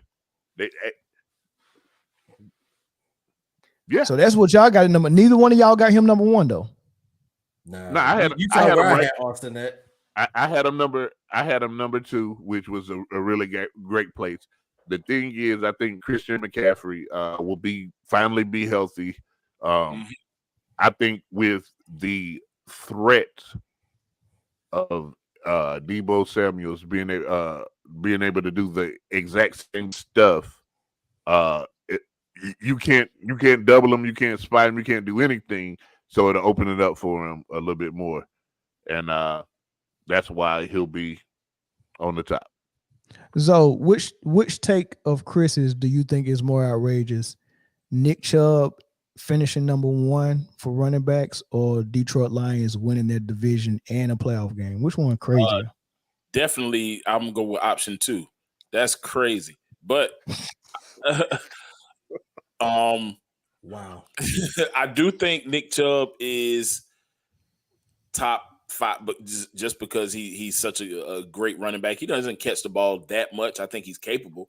And who knows what will happen, but for the Lions to end the playoff drought and win the division this year, that take is crazy. We're gonna circle back to this episode end of the season. I hope we do. I hope we do for your sake. Listen, man, if they do that, then I will humble myself and I will say you were right and I was wrong, but I don't see it. I will too. Hold on. Let's dive into this right quick, right? Let's say the Lions win their division, and then in the playoffs, I mean, let's say they have to play a wild card. They'll have the lowest division win, so they'll play the top wild card joint. So let's say they play the Cowboys. You think that they'll beat the Cowboys in the playoffs? Yes, because it's the Cowboys in the playoffs. They can. And to be honest with you, that might be the last playoff game they won against the Cowboys. No, not in 93. 91. 91 was the last time they won a playoff game. That was against the Cowboys. They were probably against the Phoenix Cardinals, and they probably was. I think it was the Cowboys, bro. I remember. Look it up. I don't even want to know. Look it up and throw it in the group chat. But hey, look, that's it, man. That's our top 10, man. We previewed. That was all of the because we already did the other NFC team, so we're done with the NFC. We got to finish the AFC before kickoff. Is it next week? What date we on? We might have time to finish the AFC, but this is the longest freaking episode we ever done. This was crazy. How long? What time is it? 2 hours and 42 minutes, bro. 2:42. That's crazy. Yeah, 2:42. Yeah. So I had to figure out where we went long at pause. Because it's not on the screen. It was the basketball joint. The basketball joint went about 30 minutes, and we shouldn't have. But that take us to 2 hours, and then I think we was a little long-winded with the previews. But that is crazy. It was the Cowboys. Yeah, 38-6. Detroit it was the Cowboys in 91. Yep. Yeah. Hey, Hey, for reference sake, look, how old was you when that happened? I wasn't even a sperm in a nutsack. He wasn't even born yet. Hey, here's the trivia before we end it. Remember I said that Jalen Hurts second place in Heisman and second place in MVP, and there was only 6 other people who done it. Mm-hmm. Can y'all name some of them? Only 6 other people who were second in both. Second in both. Yep. No. Hey, but one of them is a running back that played for Buffalo though. OJ is one of them. Barry? No. Barry won the Heisman. Peyton Manning. I'm trying to think Peyton of all Manning's of one of them. Second for the Heisman. You said it was 6. That's 2 of them right there. OJ, Peyton, AP. AP, was it AP? Let me see if I can find it. I gotta find it now. I had them memorized, but hey, listen, not getting OJ and starting off with Thurman Thomas, that was crazy right there. Yeah. Hey, find out the other 6, man. But Peyton Manning and OJ is 2 of them. We got 4 more, but we'll find it out and then y'all let us know on the next episode, man. But yeah, man, I appreciate y'all for rocking with us, man. Catch us on the next episode. Subscribe on YouTube if you're not subscribed. If you're watching from Facebook, go over to YouTube and hit the subscribe button. Appreciate it, man. Hey, we'll do AFC next week, and then we'll do quarterback show. We on receivers. We on receivers for fantasy. We gotta knock that out. All right, man. Appreciate it. See y'all next week.